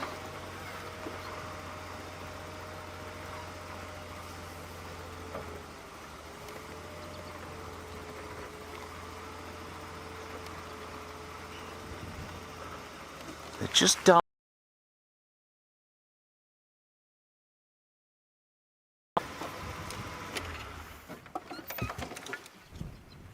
Let's just look into the bushes here.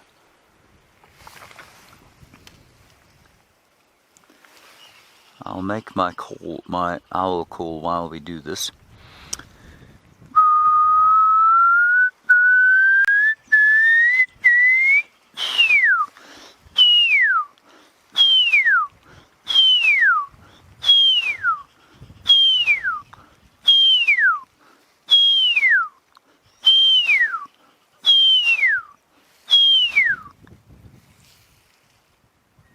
There. It may be what the squirrel's alarm calling at.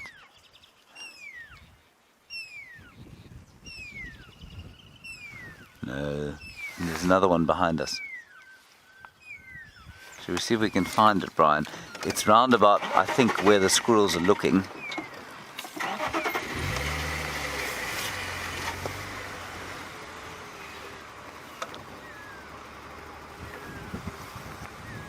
Hello, Rachel. You say you love owls? Well, with any luck, we'll be able to show you one shortly.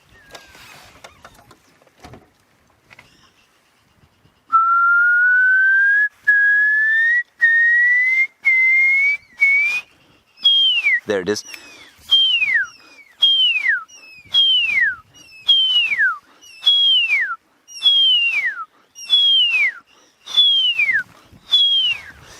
I saw it fly, and then no, have you got it? Well spotted. There it is, Rachel. There's the pearl-spotted owl. It's very cross. It thinks that its territory is being invaded by a very large owl.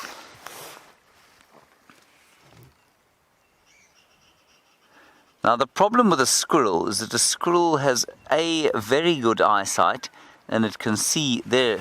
You see the squirrel there, Brian? Brian, the squirrel's just down on the sort of the first branch there.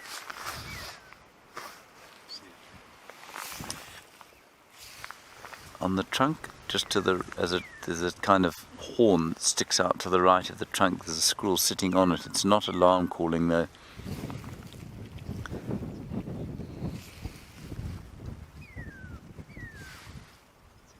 So a squirrel can see quite a long way. You see the squirrel? See the first horn of the tree that sticks out to the right hand side? There it is.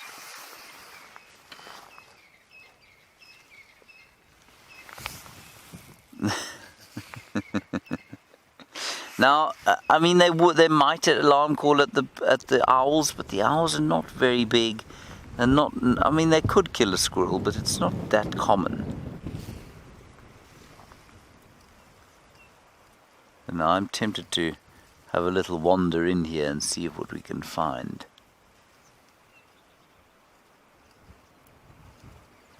Just have another little listen. See if the owl gives something away.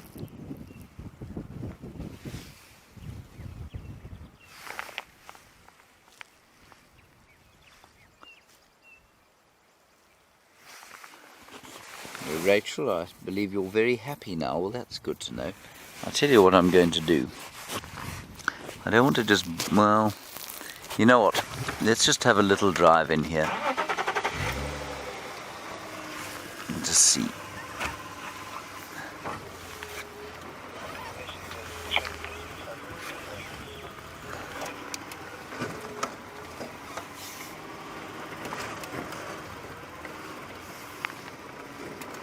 Oh, Fran, you say that pearl-spotted owl is now number 73 on your bird list. Fran, I'm very pleased about that. Let's try and get you to at least 100 by the end of the summer season.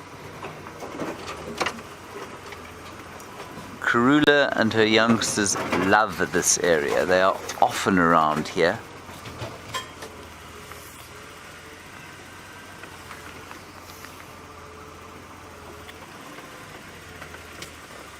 Have a little peek through here.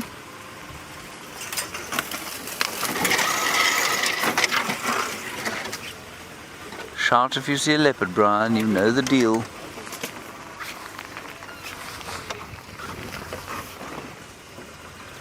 Of course, the squirrels could have seen something walking the other side of the drainage across the clearings there.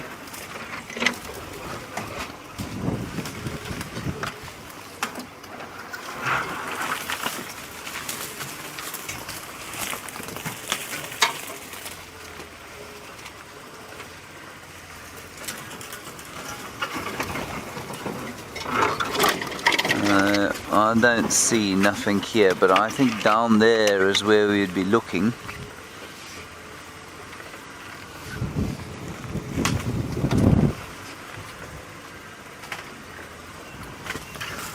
Alright, well, we're doing a little search through here. Steph's got something interesting on foot. Perhaps he will try and... No, never mind, I was going to say something inappropriate. Let's head across to Steph.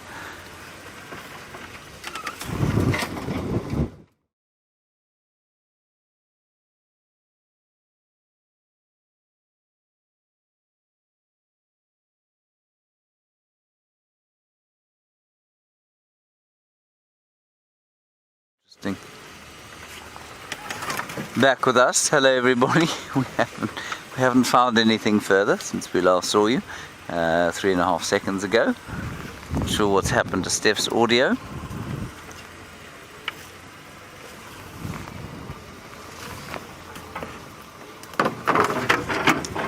Just do a little foray through here. That scraping sound of the strychnos against the car should inspire some kind of activity if there happens to be a leopard in here.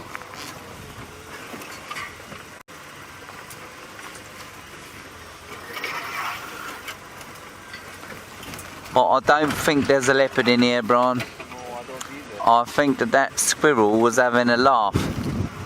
I think he was shouting at the owl.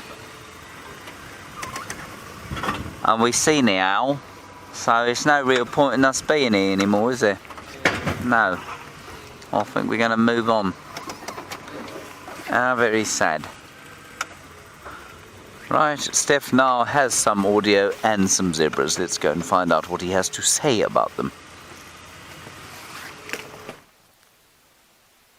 There we go, we have got some audio and some zebra back. You are in one of these signal weird places here on Juma. You don't get to walk here very often, but what you are looking at over there is a zebra, and there are some wildebeest there, about 3 wildebeest I think. I think let's see if we can get a little bit closer and see if we can show you those wildebeest. They're not that common in the Sabi sands, and that's because the soil doesn't produce the volume of grass necessary to hold large numbers of wildebeest. They require quite a specific diet. I think we're going to have to go this way through. Quite a specific diet of very high protein, very good quality grasses. And the Sabi sands is built on some ancient soil and some very nutrient poor soil, which gives us lots of different species but no large numbers of any one.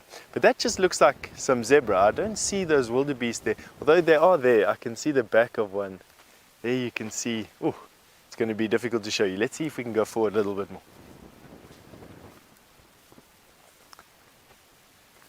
Shouldn't be too tough, at least to get you a silhouette of them. They are on these crests. There we go. Let's see if they come out following those zebra. There you go. There you can see a wildebeest and a zebra all together. That's very nice.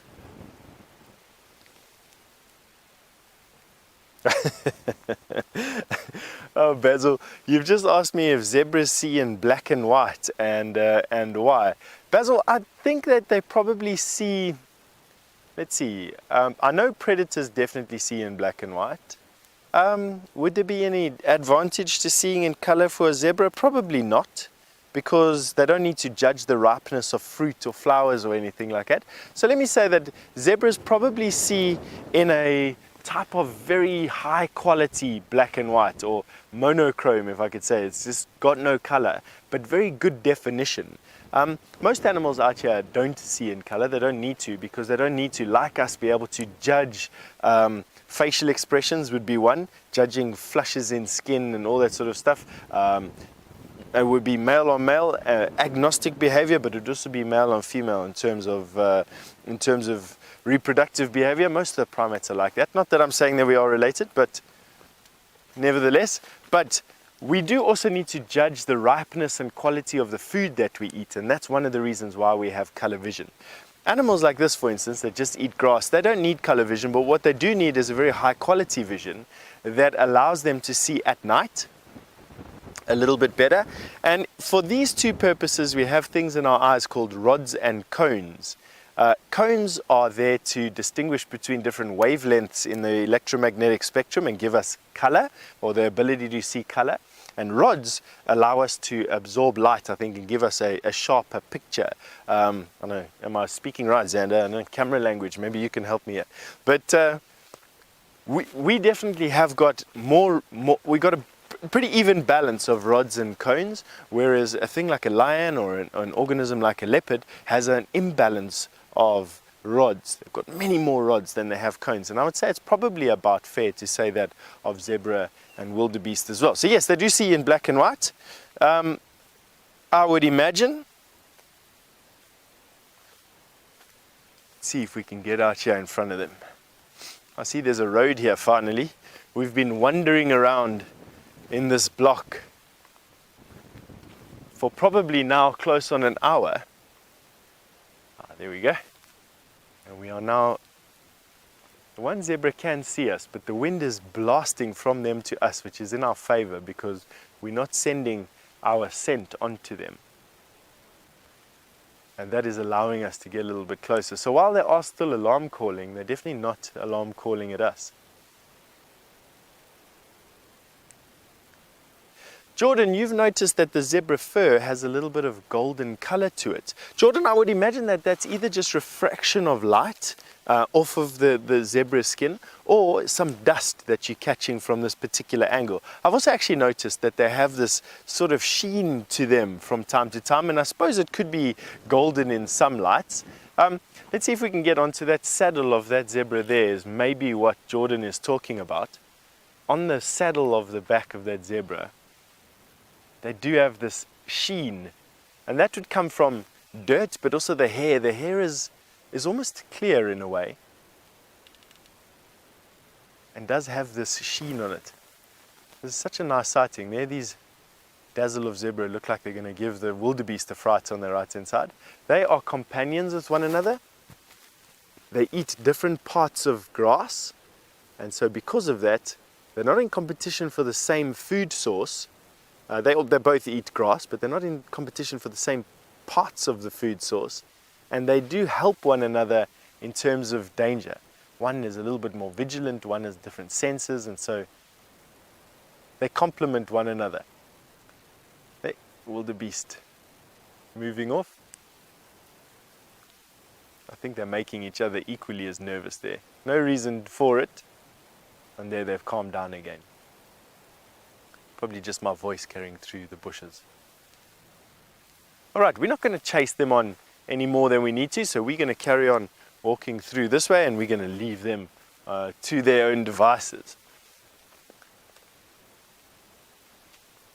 Oh, it's just so lovely walking through the bush here today. The green on the grass has been quite vibrant today, and this clear blue sky and the sharp sunlight. It's just been a fantastic day so far. But while we make our way through the thickets over here, we're going to send you over to Taylor, who's got an update for you.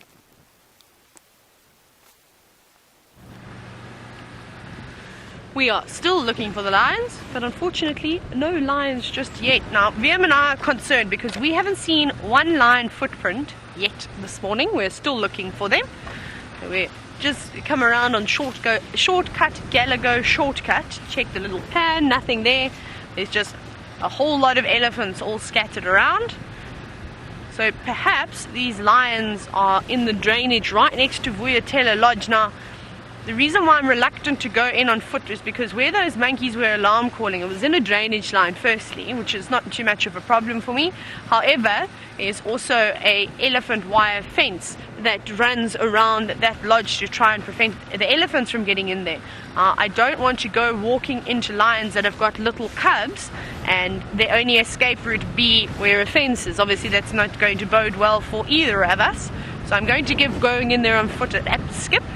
We're just going to keep doing loops and see if we don't pick up on them. If we don't, then we know that they have to be in there somewhere.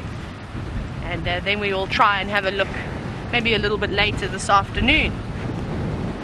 I also don't want to do too much unnecessary off-roading, just because we have got all this nice green grass that's come through. And, well, I don't particularly feel like squashing it all. Hang on, I've seen something. I just want to get to the other, park my vehicle on the other side. Come on, Jigger, go here. I've seen some footprints, but I don't know whose. Leopard tracks. That's nice. I think these could be the same leopard tracks. They look like young male leopard tracks. I don't know if you're going to see them very well. I did drive over half of them. Perhaps these are the same young male leopard tracks that James had earlier this morning. I think James had some tracks. He was looking to pick up on a male, but when he found them, they were already a little bit further east. So I suspect we'll be well behind these tracks. Okay, that's quite interesting. And we're going to carry on just checking here. I'm actually going to go down and just check around perhaps the Wahlberg's Eagle's Nest. Go and have a look there. Also check in that block. Maybe those lions came a little bit further south from the dam this morning, where they did a little loop around and I've just missed them. So that's going to be our next plan. Right, we're going around, passing the DRC now. Hi ladies in final control. They can't see me. Oh, I suppose they can see me through the camera. They're saying hello back to me now. Okay, around we go.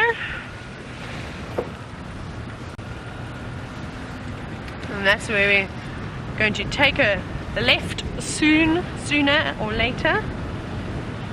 I'm getting much better at the road. Still a bit dodgy, but I'm getting better. I do also just want to listen. Sorry, my hat is about to blow off. I need to pull it down. So just want to turn the radio on a little bit, just to see what's everybody's chattering about. Actually, I'll maybe do that a little bit later. I can't hear, there's too much wind for the moment. Okay, I haven't seen anything. I've been checking all the way down to where the dam cam is. Should I go back? I think it was just some hyena footprints.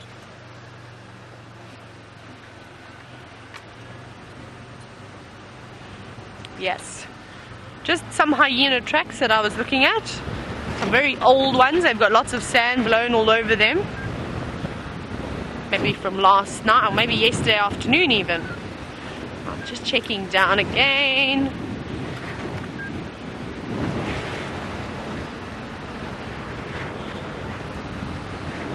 Oh, it seems like all the animals have moved out of the open area. Just because of the... Okay, let's go down to the dam cam. Apparently there's some elephants down there. We go. We're not far. We'll go have a quick little look. We just got to turn around. And I think that was a group of elephants that we saw quite briefly, and then they moved off into the thicket again. There are elephants and buffalo around every corner this morning. How fantastic is that? Oh, and I see some lovely Inyala coming through as well.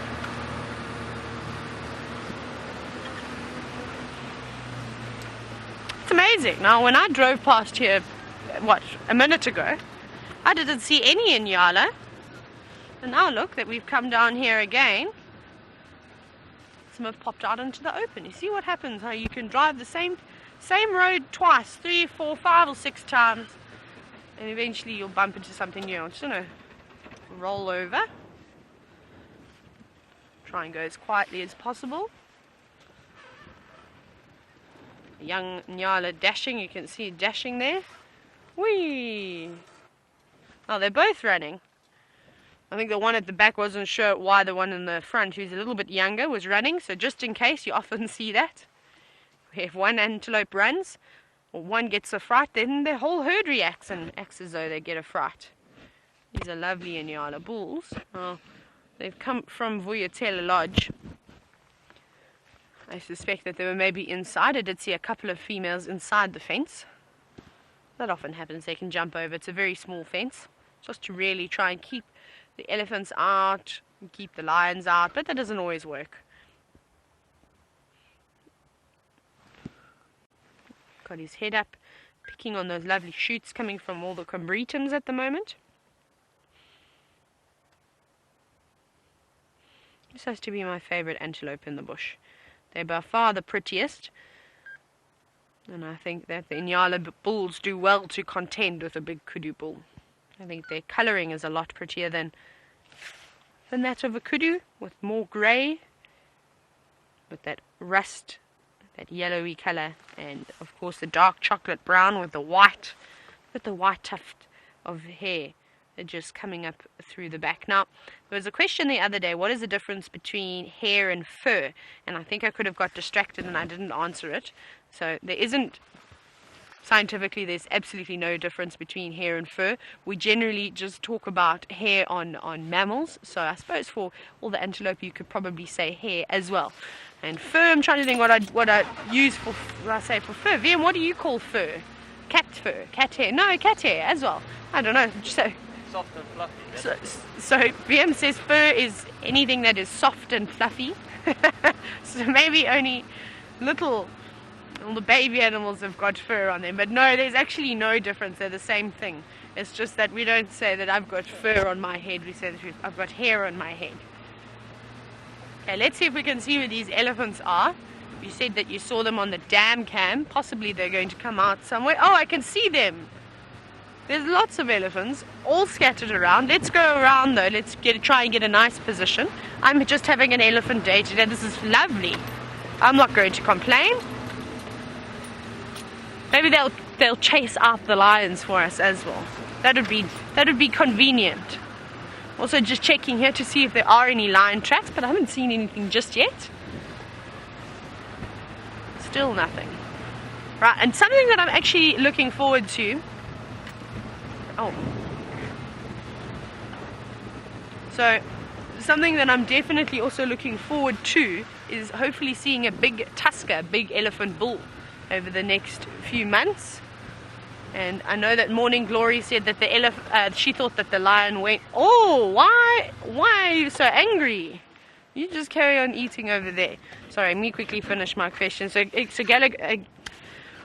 Morning Glory said that she thought that they went towards Gallagher Pan. Now I did go and check, and unfortunately there was absolutely nothing there, not even a footprint around, and there were a lot of elephants around that area too.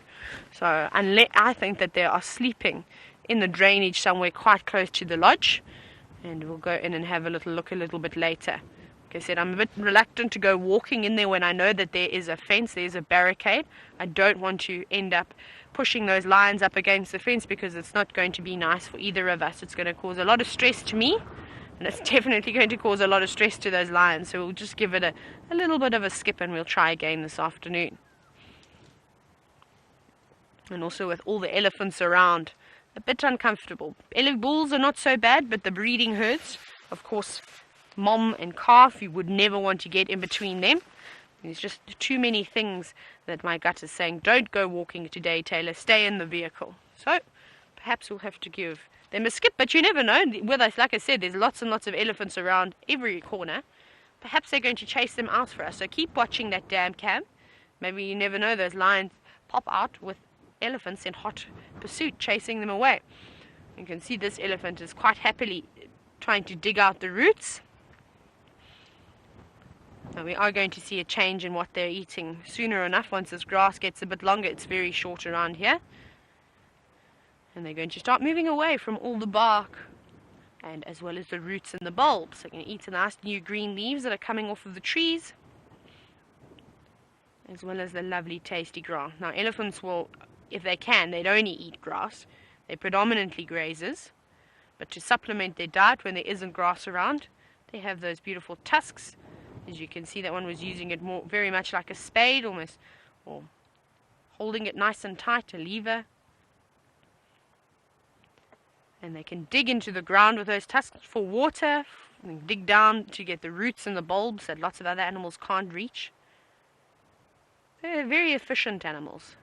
Lovely blue sky for a change. Hey, no clouds. Let's go up a little bit further. Let's give it a little bit of a rev, just because I think they're going to pop out again.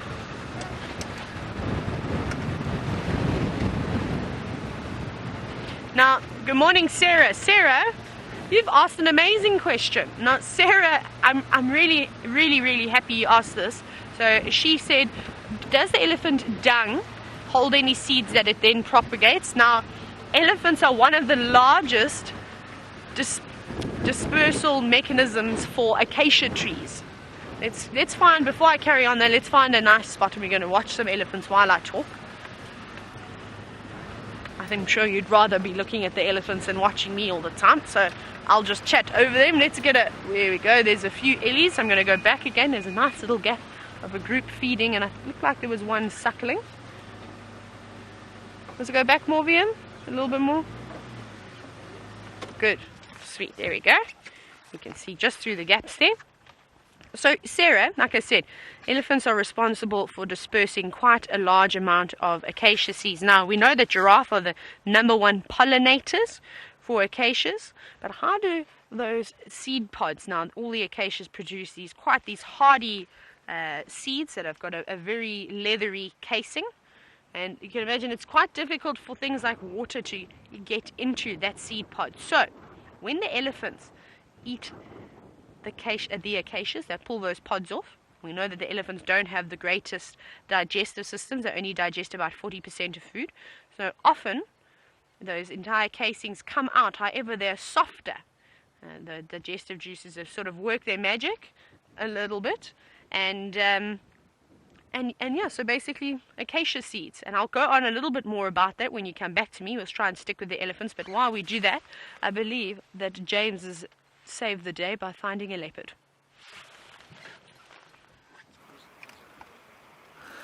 Hello everybody, look, there's Tundi. We decided to give up on Karula. We've come to her oldest daughter, and there she is. And the reason we decided you needed to come across here quickly was not because the cubs are here. I don't know where the cubs are. They're probably lurking behind the termite mound. She's calling them. She's calling them now. But she looks like she's going to go up into the top of the tree. Which is a great opportunity for me to take a rank average photograph. She does look like Shadow, I think.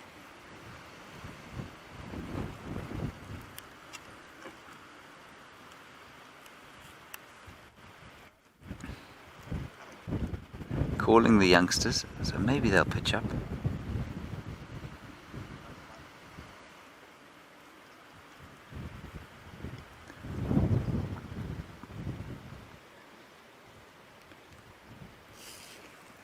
Let's keep an eye out. I'm so irritated with myself that I left the binoculars behind. I'm going to guess that they're behind the termite mound to the left of where she's looking now. I think they might be coming from there.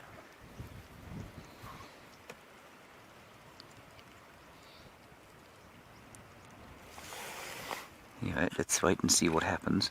In theory, if the cubs arrive, it's a one-vehicle sighting, but because she's called them to us, I think we'll probably just sit here and see what happens.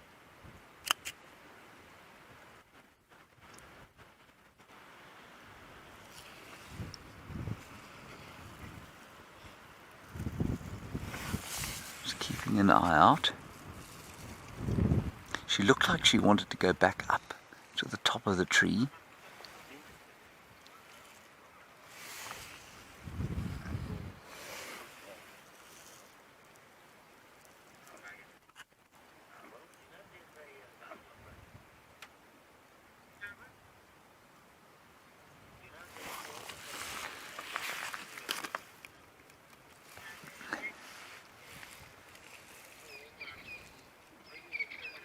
She's calling and calling and calling and calling.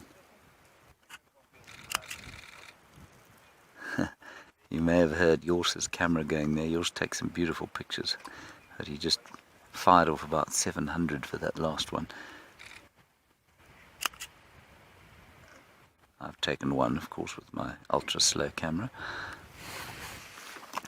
Calling, calling, calling. I bet if I had the binoculars I could spot them. Lurking in the shadows. She's going to go up, Brian. Are you ready? I'm not.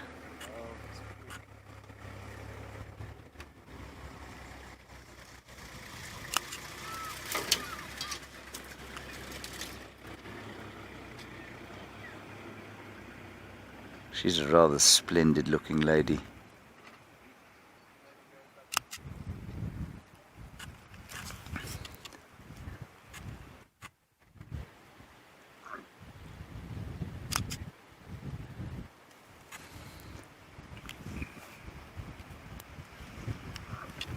I don't know why she's just calling like that and why they don't come.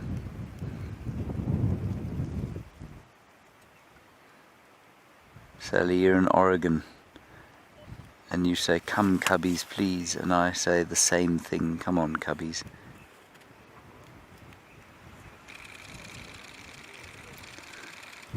Isn't that cool?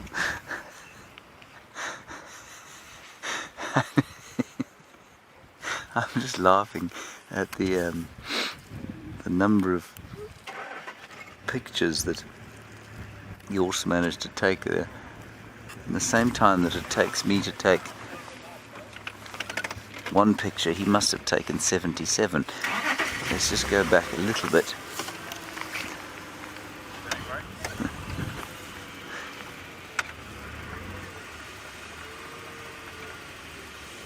James Richard, you want to know if she's hoisted the kill? Yes, she has indeed. It's that sort of hangy bit there on the right-hand side of the picture. Now, she's still calling them. So we'll just stop over here, I think. Now, we can't go onto Torchwood, and so we're on the fire break now, and I can't go around the other side of her.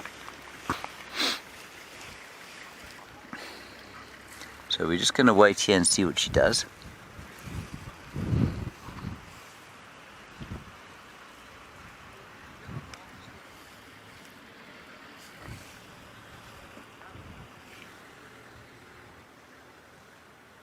Calling and calling. I think she maybe is a little bit nervous of the cars.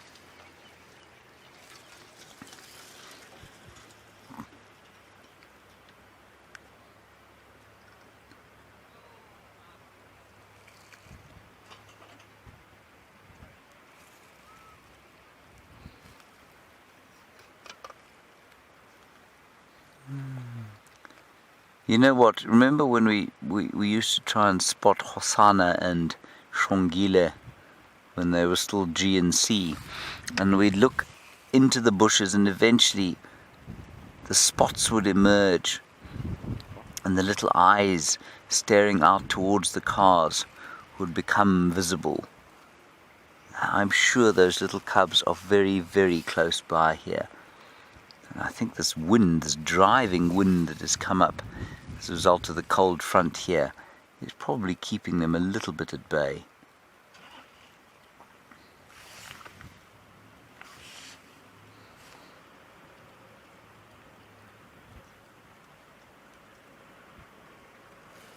The horse is just doing a little drive around. Come on, Tundi, look this way.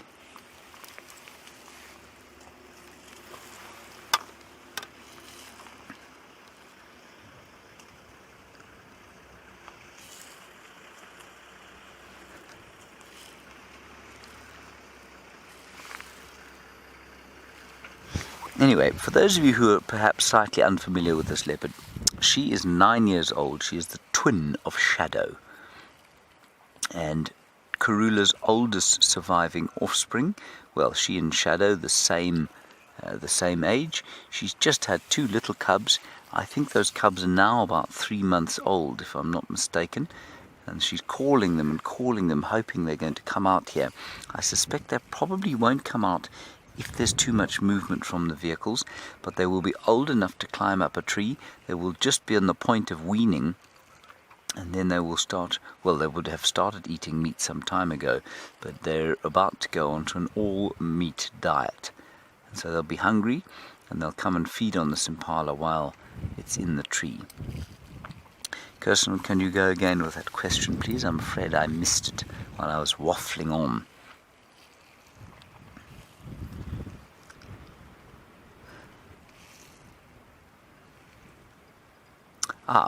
Kelvin, an interesting one from you about whether or not leopards climb trees to see in order to kill and prepare to kill.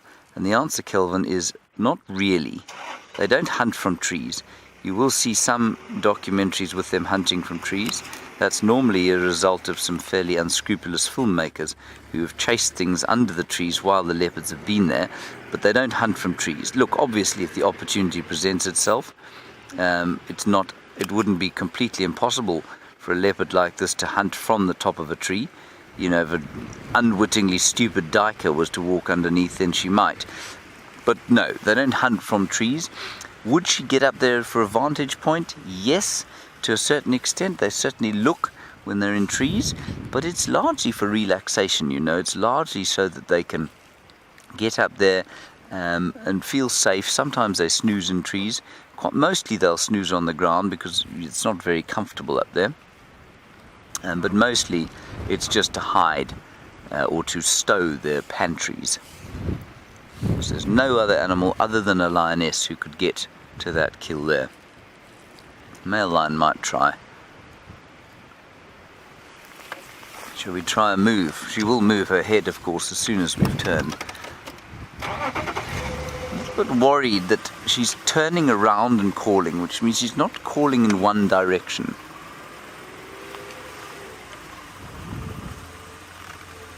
Yeah, Michael, I think you've made a very good point, and I think it's entirely possible.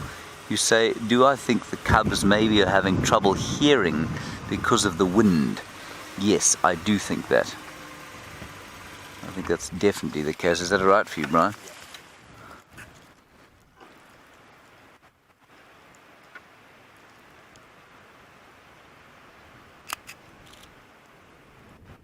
I knew she'd do that. I absolutely knew it. Shall we wait? We'll go back. I'm just going to go back a little bit. Sorry, Fuzzman Sparkles, there's a lot of wind out here. I missed your question too. Tundi, pick a side. Fuzzman Sparkles, you say, how often do leopards have more than 2 cubs? Fuzzman Sparkles, you'll find that it probably happens, I'd say, about 50% of the time.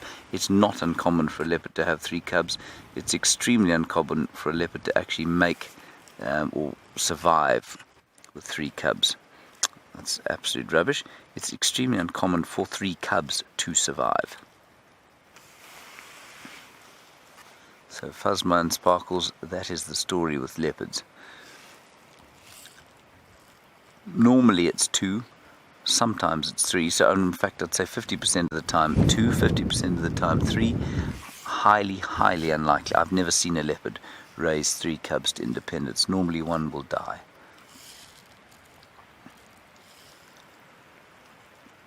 Shall we try and move again, Brian?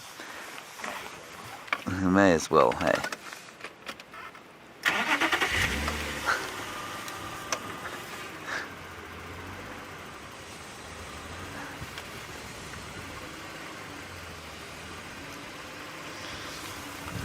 Say when, Brian. Oh.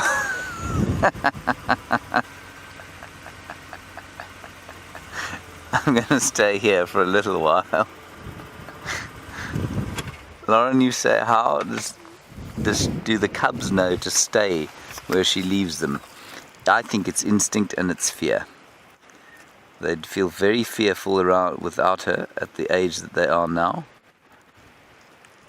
And because they feel fearful, they stay where she leaves them.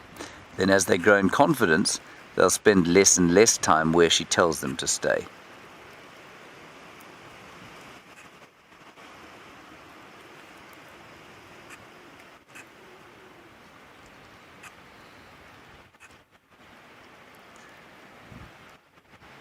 It's not desperate calling that she's making, but it is very, it's pretty definite. And the wind is howling, so Michael, I think your assertion that they can't hear her is a good one. And she too won't be able to hear them if they make those little whining noises that they make sometimes. Of course, it really is getting very blustery. I mean, this is a seriously cold day for the 3rd of October.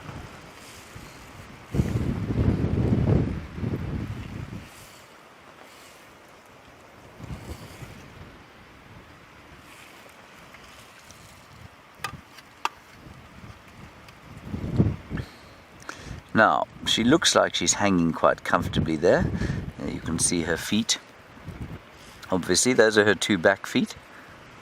But as Brian tilts up, can you just imagine really how comfortable that can be, wedged into the gap between the tree there? Wind blowing, trees hitting you in the face. She's looking straight at us, isn't she lovely? Now, she's a 3-3 spot pattern, everybody. She's still calling. She does look like Shadow, I think. You think so, Brian? Yeah, I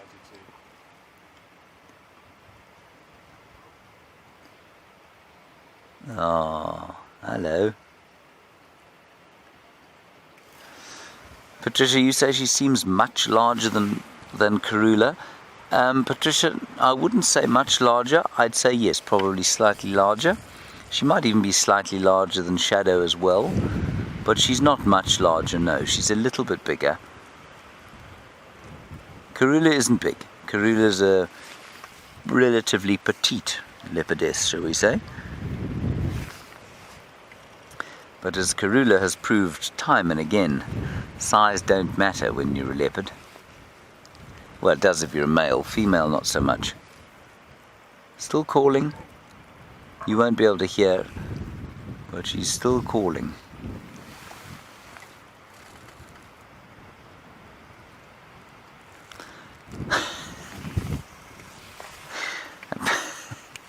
Apparently Steph is playing with some sticks, and he'd like to show them to you.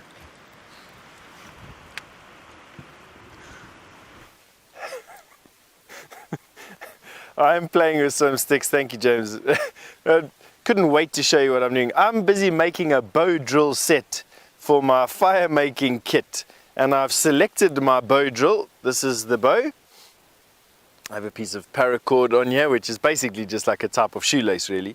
But I am struggling incredibly to try and get my drill.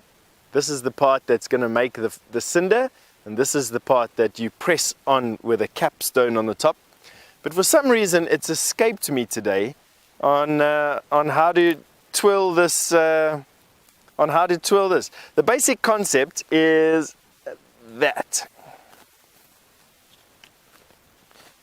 Oh, hang on, it's probably because I haven't got enough slack on it. If I can't even get my finger done there, you probably find that that's why I haven't been able to do this thing. But you know, you have these days when knots that you make, it doesn't matter what you do, you have these days when knots that you make don't come right. Anyway, let's see if that's a little bit better.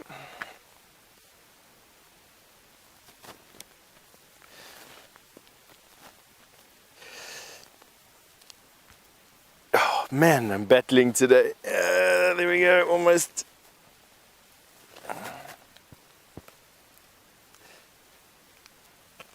There we go.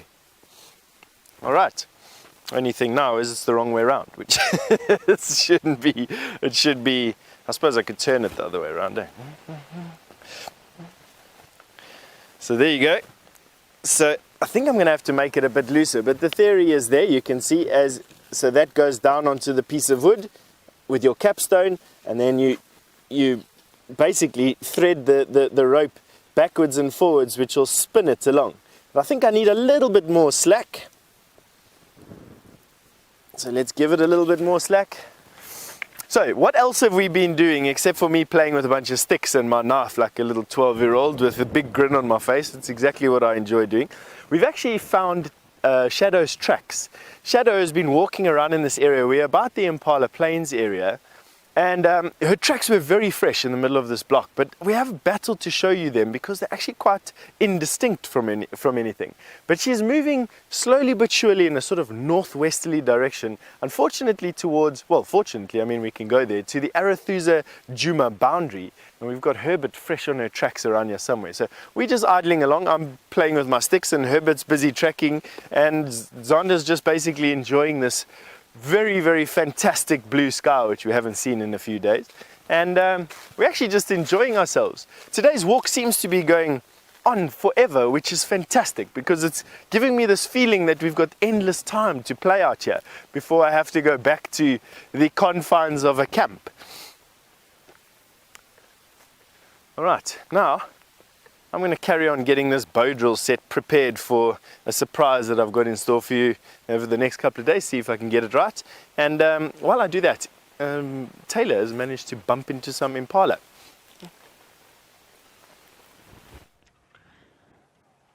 The impala just sort of find us out here in the bush, but there's also some warthogs. I don't know, Vim, can you see that warthog that's still there? There. No, a little bit to the right. I think you were further. Oh, there's one there. It's a piggy. Is it sitting down again? Yes, it looks like it's having a little snooze. So amongst all the impala, there are a few warthogs this morning, which is quite nice. I believe you've already seen some warthogs, but you can never get enough. And that one looks like a big female, has having a sleep, and the young one sitting down next to it just going to have a rest too. Now, this is a very good spot for these warthogs to sit down and rest, because they have got about 50 pairs of eyes around them at the moment. They've got the impala, and we all know how fantastic the eyesight of the impala is. Now, if they see something, they're definitely going to let off an alarm call, which will then alert the warthogs, and they'll be able to wake up from their slumber and run away, and hopefully successfully get away too. It's quite funny to see those warthogs sleeping. Now, impala are amazing antelope. They are quite prehistoric as well. They haven't changed their design for very many times. Sorry, I don't know why I'm so tongue-tied this morning.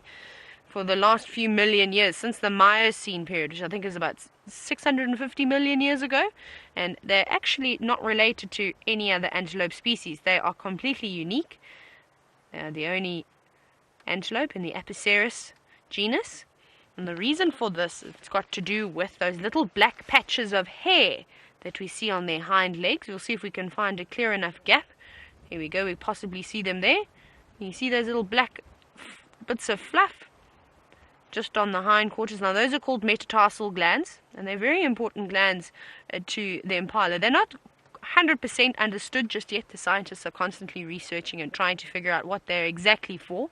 However, they've come to the conclusion, there's a theory that they have these these little metatarsal gland, these black tufts of hair that we see, and that gland is activated by a big back kick. So normally when you see the impalas racing off, they do a big jump as well to display their fitness. Now, when they kick back, a puff of pheromone is released into the air, and they say that they can use that pheromone that's released to try and regroup and find each other again, which is quite amazing, and like I said, unique to only the impalas.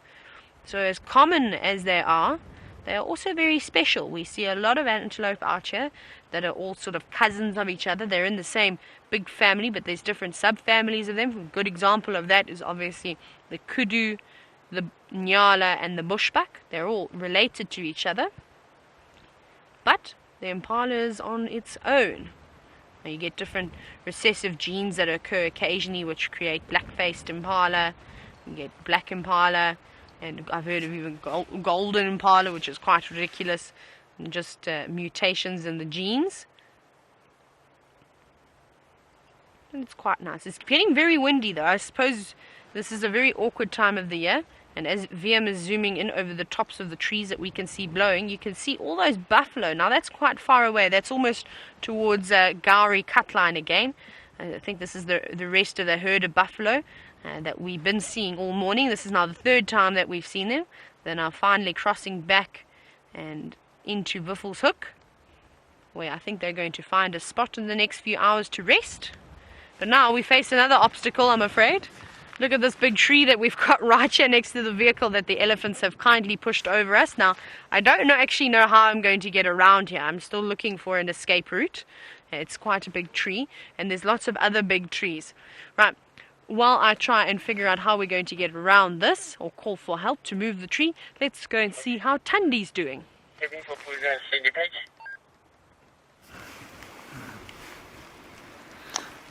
Tundi's doing fine. Where her cubs are, though, is another matter entirely.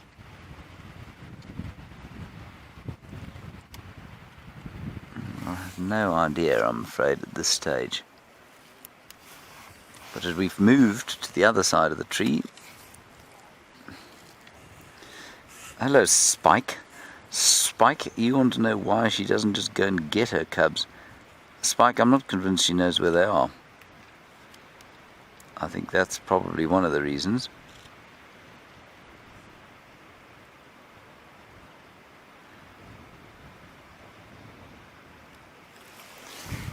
So I think, you see how she's called? First of all, she turned around and she called to the other side. She turned 90 degrees from that and then called there. And then she turned around here, 180 degrees from her original direction, and started calling this side. Now that indicates to me that she's not quite sure where they are. I'm pretty sure that they can hear her. I'm also pretty sure that they're not coming out because they're not used to vehicles yet.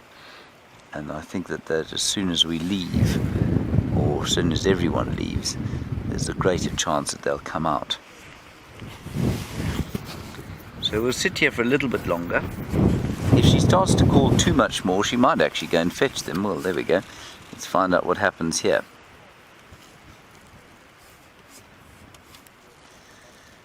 That's very nice.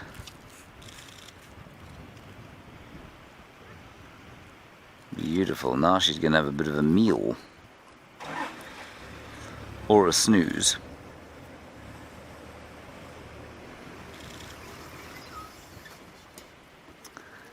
Yes, that looks like breakfast to me.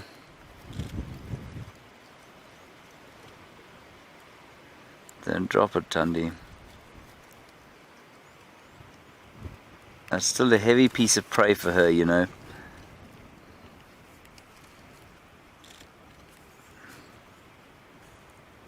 Still looking. North and south.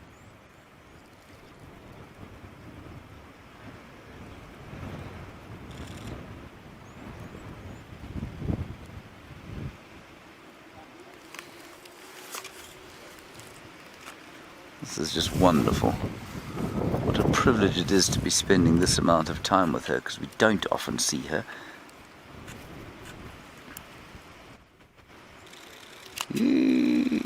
Don't drop it. Oh, this is amazing. That thing weighs as much as she does, everybody, at least. In fact, probably more. Even though she's eaten quite a lot of it, it's still a big male impala.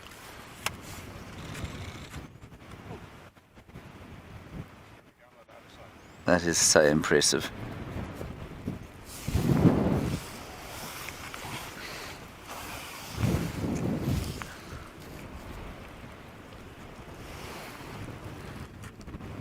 Ideally we need to move, but unfortunately there's someone behind us, so we can't move right now.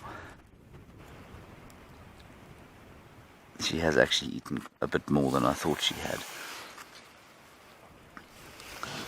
I think we should move quite quickly, don't you, Brian? Oh, hang on.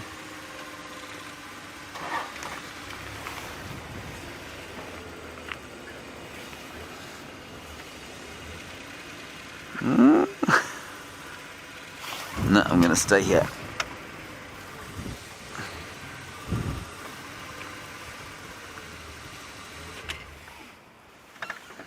There we go. Beautiful shot. Beautiful.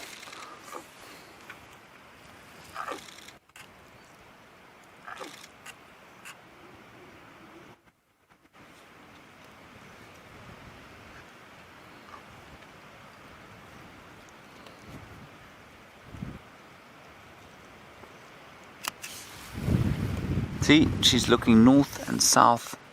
Doesn't really know where to be calling. Strange that she's kind of repositioned it. Maybe easier to eat where she is there. It's a bit more wedged in. But she definitely thinks that her baby should be coming to eat. Maybe she wants to lie on the dining room table, so she's... Now look, she's looking quite carefully down into one area.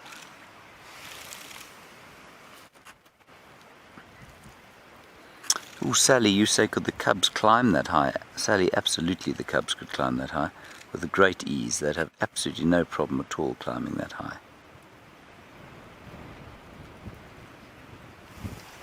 They're adept climbers from about 6 weeks.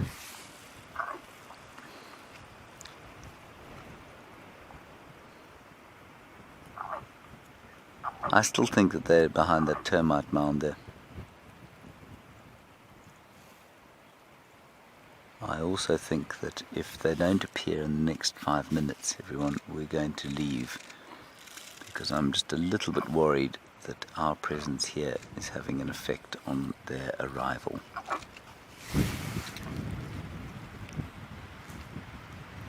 She can't see them. There's no way she can see them, otherwise she wouldn't be calling all over the place.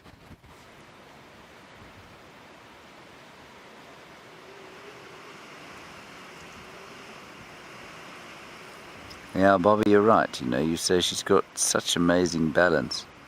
It is astounding, isn't it? How they don't fall out of these trees.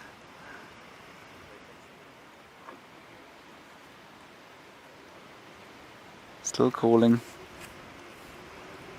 And I know you can't hear because of the wind, but she's just making that very kind of well, it's a half-hearted kind of saw. You know the sawing noise they make when they call for territory. It's like the kind of beginning of that call, just a little ow, ow, ow. Not quite a chuff. The chuffing is a bit softer than that.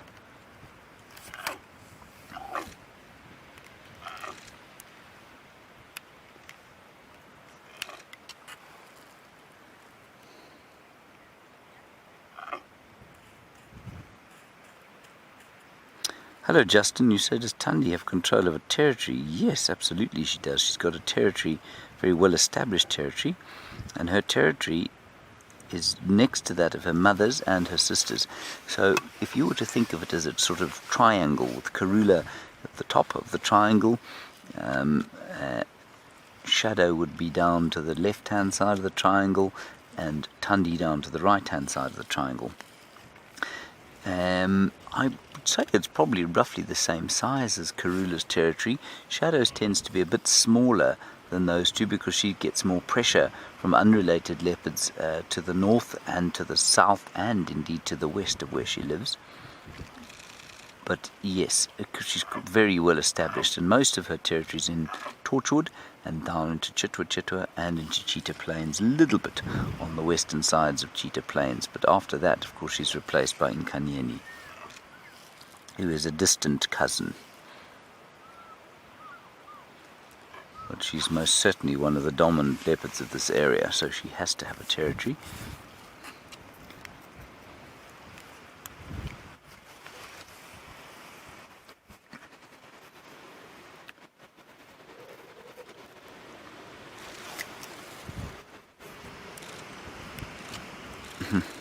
Sandy, you say, do leopards ever fall out of trees? Isn't that lovely?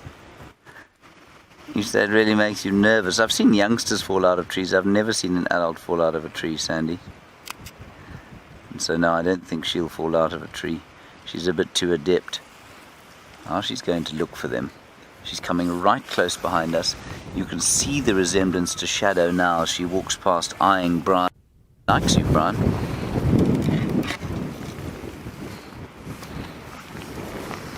Just sit still, sit still. So okay, you can move again. Sorry, she just stopped and she just stared at Brian.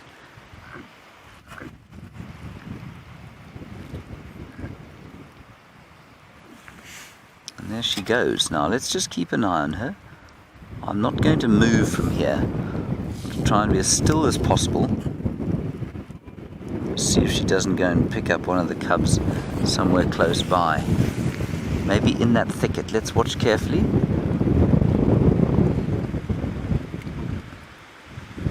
That's interesting. Maybe she spotted one there.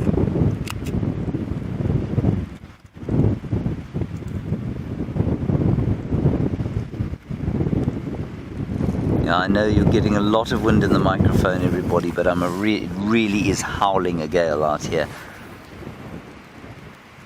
I'll just put my hand over it, that might help a bit.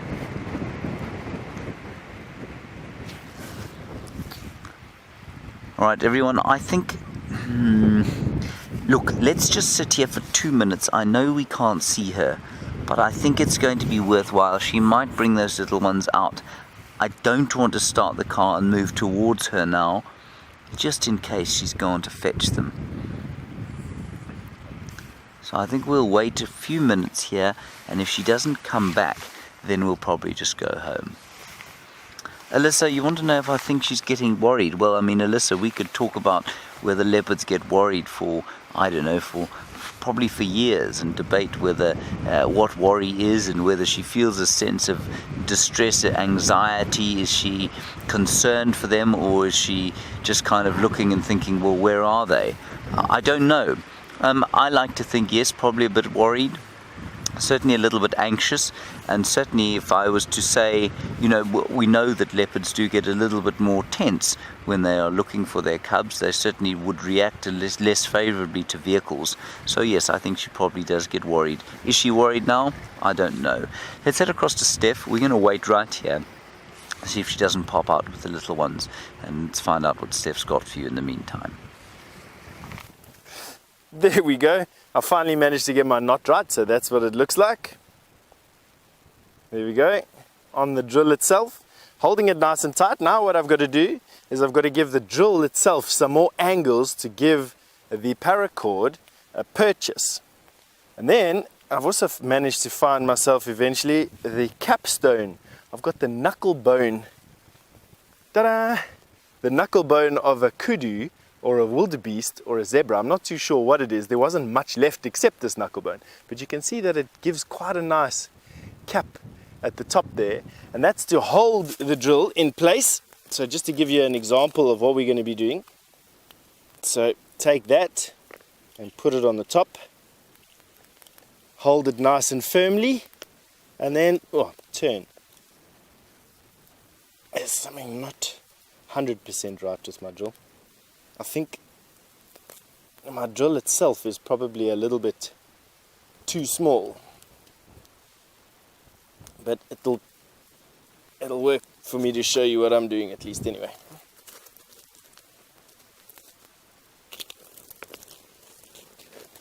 So basically that's how it works. Obviously the other way around. So there we go. Now, and there you go, generating some friction. I'm going to drill through my foot, and it's the wrong way around. This is actually the side that's supposed to be down, that way, with the least amount of friction on the top, and then the friction gets generated around this edge, turning, and then you got fire. So apart from the cord, everything we found today. Basically, this is a piece of variable bush willow, Combretum calinum. This is a piece of bone, the knuckle bone of some animal, I'm not too sure, but around the kudu, wildebeest, zebra size. I've got a piece of monkey orange, that's this thick, not bendy of course, and then I've got my piece of paracord, and it seems like this length is the right length. It's difficult to actually gauge how much slack to give, how little slack to give, and then I think my drill needs to have a few more angles on it. You can see here, there's some angles there, which allows the cord some purchase, but if I turn it around it goes quite smooth over there, and I think what I'm going to do is I'm going to get some slipping happening. So I've got to take my knife and I've got to give it some angles basically without shaving my thumb off. So that's what I'm doing over there. And that's what I'm going to be busy with for the rest of the day, basically, getting this thing ready to a point where I can show you. But it has come to that part of the day where myself and Xander and Herbert have to say goodbye. So I just want to say thank you very much for joining us on the walk today. It's been fantastic having all your questions and showing you that massive term of mine, a favorite for me today at least anyway. So from us, we'll see you just now at 3:30-ish for another bushwalk this afternoon. Wherever you are in the world, have a good day.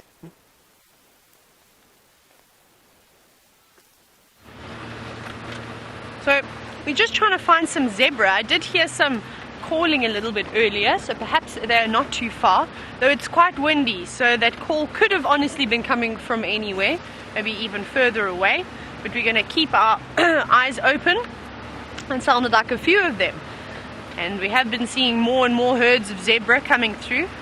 Still not so many wildebeest just yet, just seeing the odd wildebeest here and there in between the impala and between the zebra. So that's something else to look forward to see the breeding herds coming back. Oh my goodness, look at all these impala. I think it's the same ones we just saw.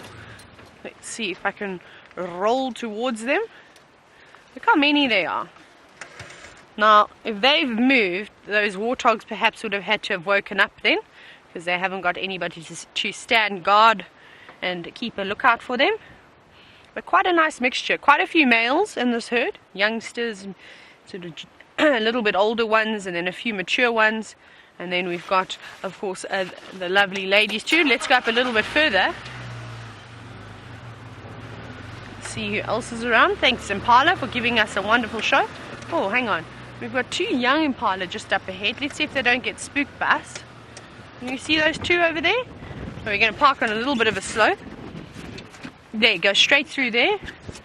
Now those two young, although they're not young, sorry, now I can see their horns a bit better. Oh, sorry, not there, a little bit further to the left. They're looking straight towards us. There we go. Watch these two. Aha, they are slightly younger. Now, they keep following each other around, and they keep popping their heads down as if they want to spar with each other. So not a real fight, they're just sort of practicing. They're not going to be mating with the females just yet. Here we go. You see how they keep chasing each other, and every now and then they'll clash horns. And just in practice, sort of like how we see those lion cubs biting the carcass and practicing on learning how to kill something. Impala have to obviously learn how to fight each other, and practice makes perfect. These are two big rams now. You can see they're all very jumpy. I think we're coming into a bit of a false rut, so they're trying to all size each other up. Now they're looking good, looking healthy. See, here we go, doing a bit of a dominance display. Normally they'll see each other and they'll sort of look at each other, do a bit of a circle, walk around each other, size each other up, and then they sort of do their agitated little bit of jumping around. And then normally if they're of a fair size, they'll then start clashing horns. But I don't think they are quite coming into a rut just yet. All the females are already pregnant, and we've seen a couple of impala with the little ones moving around inside, which is quite amazing. So I don't know, the pinker boys are getting a little bit too excited, because being in a herd with all the females now is not really going to mean too much. Right, but let's carry on ahead. Possibly we get the zebra.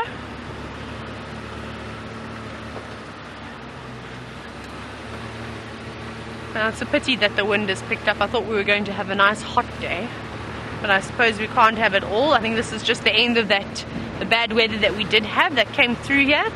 It's just the wind, and then hopefully tomorrow it's going to be beautiful and warm. Like I said, the next few days it's going to start heating up quite a bit. It's going to get almost to 38 degrees Celsius apparently on Thursday. We're going to have to bring all the sunblock out again. It's bizarre now, the weather at this time of the year. 1 minute we've got our waterproof jackets on, windproof, trying to stay nice and warm. Then the next afternoon we'll have to lather on the sunscreen so that we don't get fried by the African sun. Right. I haven't picked up anything yet, no tracks of the zebra either. And I'm still quite curious about the lions. I'm a bit boggled, but my only conclusion is that they're sleeping in that drainage line. And I believe that when they go down into that closing, it's almost impenetrable to try and view them even with a vehicle. Anyway, I don't know if we're going to have much luck with these zebra, but it'll be something to look forward to this afternoon. And I hope you all had a fantastic morning, and just enjoy the rest of your day. Take it easy. So for myself and Vim, it was lovely, and I'm sure we'll see you soon again. But let's go back over to James and say goodbye to him too.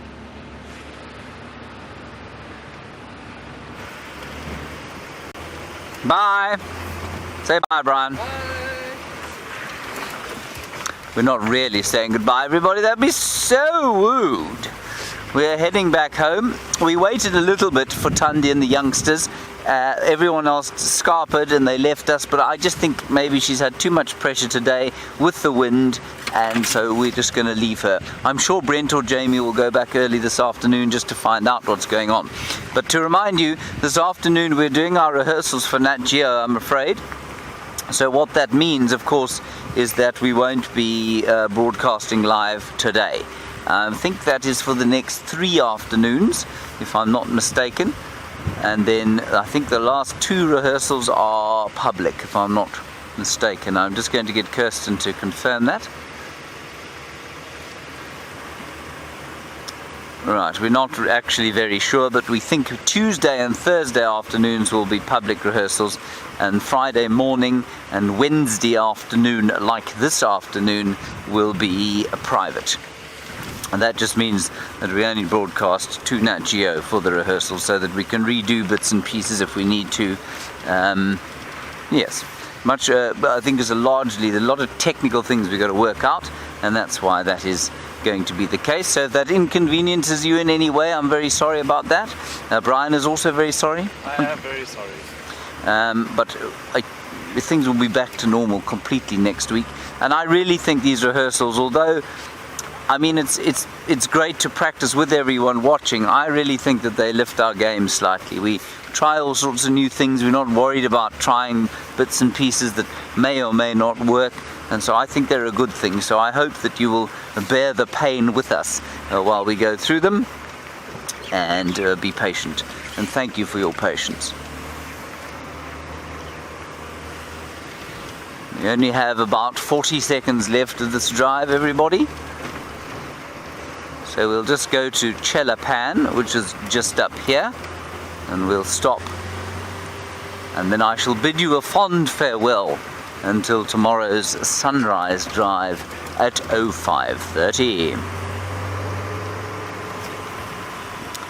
Just been hit in the face by an insect, Brian. No, it wasn't wonderful at all. That'd be ridiculous. Alright everybody, that's going to be it from Brian and I and the whole team. A big thank you to Steph and Eggsy, to Taylor and VM, to Brian the Thumb, to Kirsten and the team and the Final Control, and mostly to all of you. We'll see you tomorrow. Bye-bye.